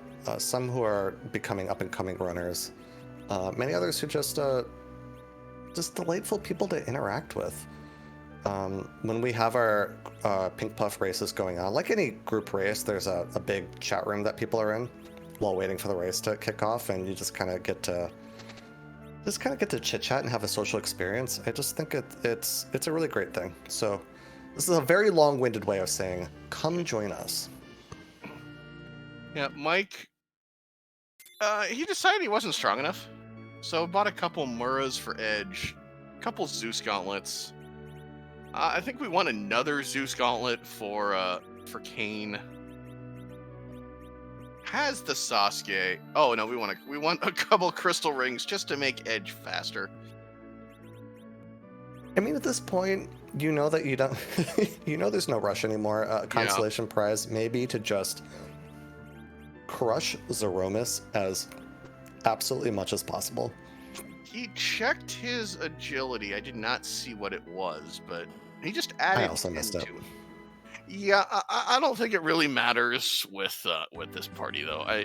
We might be doing 13,000 damage around. I think he's going in with double Mura, which each Mura I think is minus 5 agility. He replaced one Mura with the Sasuke, so he's plus 5. Oh, okay.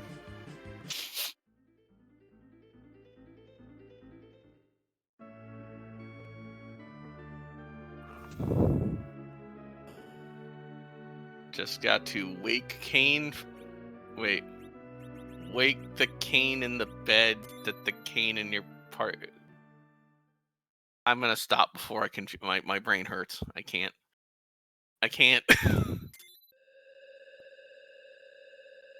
So about Cool Runnings. Yes. Excellent movie. I've yet to see it. Nah, I have faith you'll fix that at some point. I mean, I wouldn't. But that's cute of you to think that I'll watch this movie sometime soon. I didn't say soon. I just said at some point. So, you know what?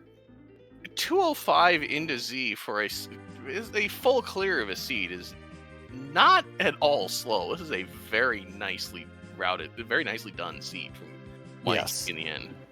Mike played a very good race. Both runners had stumbling moments in this seed. It was not the kindest opening whatsoever.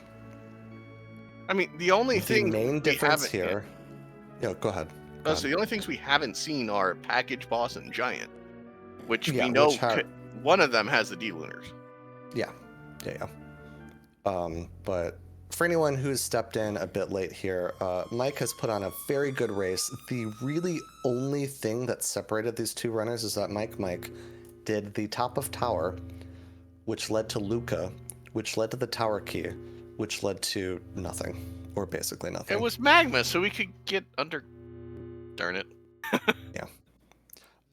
It was 10 key items, but yeah, that exact chain of so it takes 2 minutes just to walk up and down the tower. That doesn't even count the boss fight, and then I haven't timed Luca, but it's probably a few minutes to do that also. and then to go back to tower. I mean, that might be near Yeah, 10 minutes or something ridiculous like Luca's that. Like it, even warping out. It's a good 5-minute investment. So yeah. Mike got rounded is what we're trying to say here. absolutely, yeah.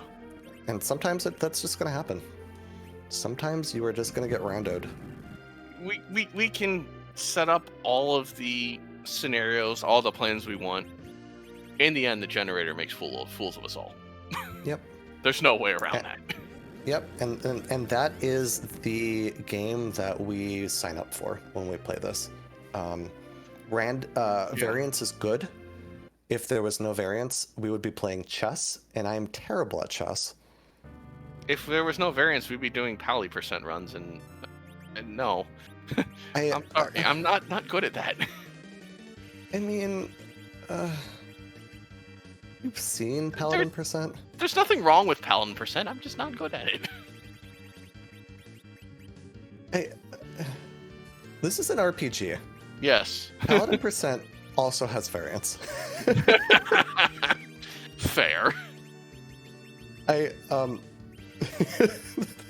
This is sort of like saying Mystic Quest speedrun does not have variance. Hey, whoa. We're not going that far, okay? Okay, it's not that much variance, but I mean, there's you're dealing with back attacks, you're dealing with in Paladin %, you're actually looking for specific seeds because the RNG tables are all deterministic. It's random which one you get, but you can kind of manipulate that, and we know what they all are and what they all give. Shout out to Exodin for that work.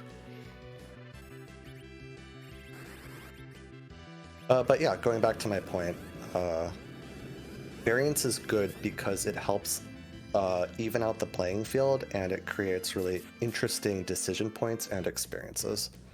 So while it sucks for Mike what happened here, over a long period of time, there's still enough skill involved that, you know, you will improve at this game. Your times will get better, your performance will get better, even if you get rounded once in a while. There's always improvement to take from every match. Oh yeah. The feeling of being eliminated from a tournament, it sucks. There's no way around that. But there's always things you can take for the next, and there's 7,500 from that Cecil. That is greater than nuke on a stick. Actually, Palam's nuke is probably going to just do quad 9s, but... No! Okay. Cecil says nuke? Let me show you how. Yeah. That 14,000 a round may not be far from the truth, actually. The only flag set I've ever done more damage than this in a Zeromus fight was Omnidextrous, which is a great wacky flag set where you get to put any weapons on anyone in both hands and any armor in any armor slot. A triple edge in a supermarket sweep seed does a lot of damage very quickly, throwing Excals. There's really no feeling like just darting an Excal for 8,500 damage to Z. It's very cathartic. That's all it is. The last Omnidextrous seed I played, I did so much damage at Zeromus. Zeromus died before. Zeromus technically doesn't enable its script to do the hit point refill until after the first Big Bang, and he just died before the first Big Bang. Yeah. Which was great. I remember a weekly race with the Omnidextrous flags that I think 75% of runners skipped the Big Bang. And it was all like, well, that was fun. Let's do it again. That was an unnerfed Big Bang. Did we tip? I think we had to have tipped by now. But this we might be have the rocks. danger zone. No, this is gonna be fine. Cecil dodges. Yeah. And that's gonna be it. A GG from Mike. Waiting on the final time, but 2:10 and change, that is, especially for a full clear of a seed, that is an excellent time. Yeah, absolutely. And we are joined by Mike. GG, well done, sir. Thank you. That was a fun seed. Yeah, it's very different. Just absolutely mashing your way through a Z fight. Correct. Yeah, like Baron Basement once again had the answers. There were crystal swords. There's all kinds of excitement. So, Yes. Oh no, go ahead. Also, the one big question I have: who needs a Dragoon Spear? What made you choose to launch the Dragoon Spear at Ogopogo? I really wanted him to go away quickly. That's I a had a very white fair spear. point. Yes. Yeah, I had a white spear. I figured that was pretty solid. Of course, it would have come in handy later. But yeah, I saw Ogo and he was beating me quickly, and I saw that and it eat it. It turned out to be a very good choice because you got through that Ogopogo immediately, and I think it took Saradin something like 7 or 8 tries. Wow. Uh, Oh man, I was hoping I picked up some time with Ogo because I had a feeling that, given it that the actual Ruby spot wasn't that bad, if he peaked that, he probably wouldn't have gone and done all of the Eblin like I did. So I figured I was a bit behind and hoped I'd pick up some time on Ogo. yeah, you both ended up going to Eblin to look for Bacchus, and I mean, really the big differentiator here for me this seed was just the top of tower. So after doing, top of tower into that chain, tell us how you're feeling at that point. Okay, so I did top of tower last, if I remember right.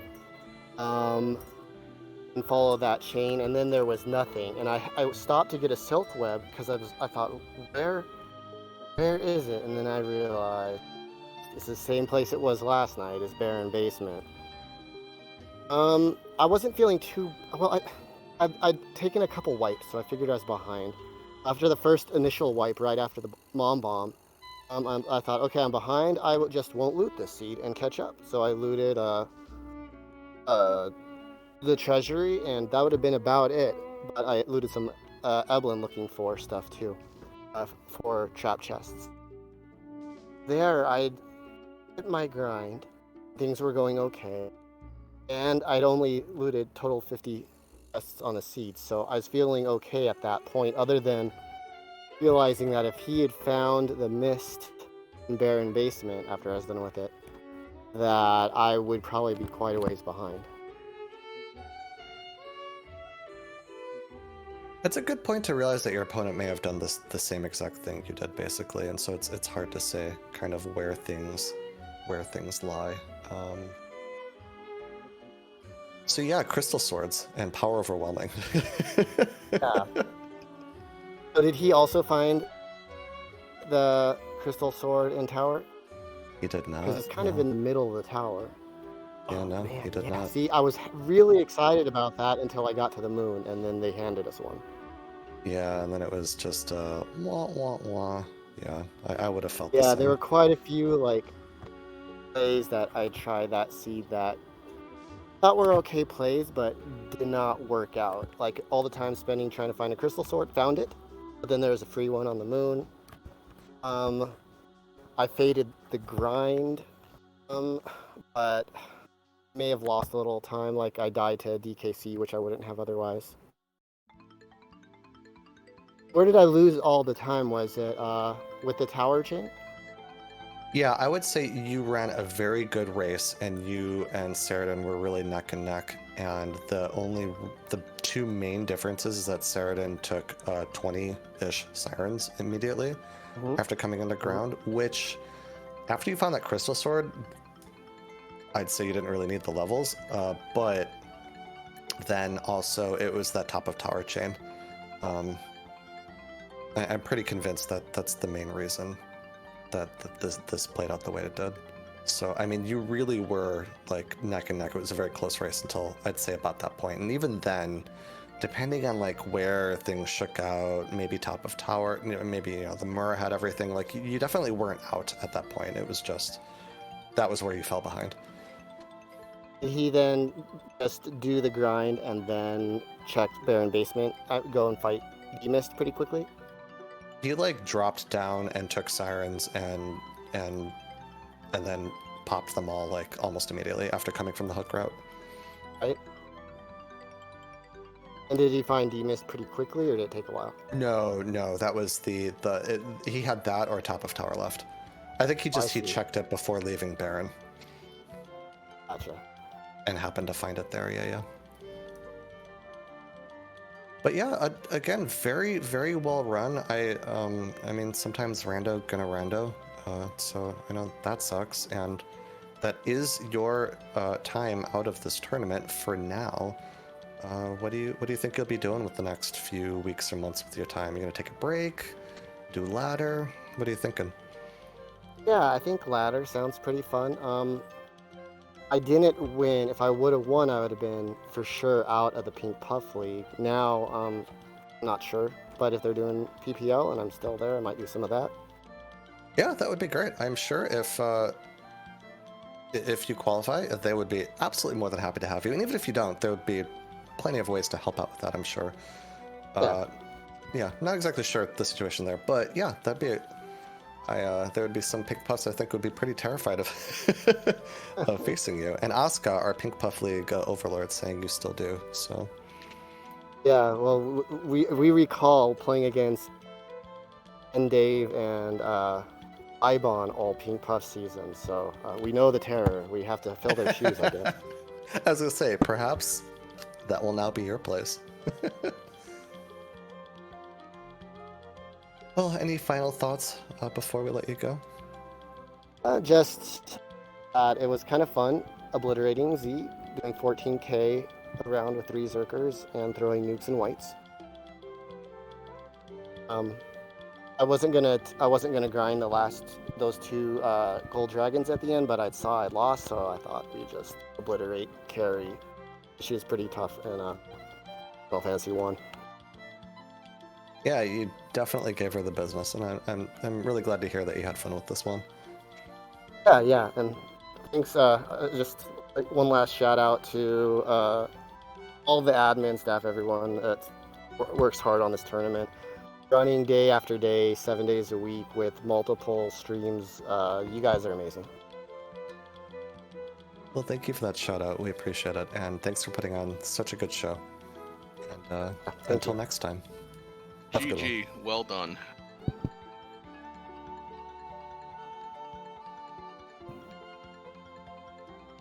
Speaking of admins and restreamers, make sure you give everyone a follow here. Asuka on Restream, Sheep Launcher Tracking, Cubs my co-commentator. I'll even give myself the shout out. Everyone pretty great. Really great team here. Also, if you want to be part of the team, join our Discord. There's a sign up form. Anyone's welcome.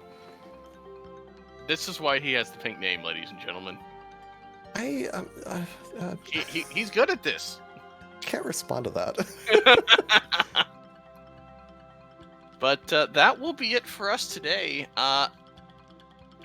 We are heading over to Randomania for Game 2 of Klopfer and Pyre. Usual spoiler rules apply. The newspapers will find you, so say nothing, do nothing. Other than, enjoy the race, of course. Yeah, you could say it was a great race, but say nothing about the race. You can say a race happened and there was a winner. That's as far as we're going to go. Yep.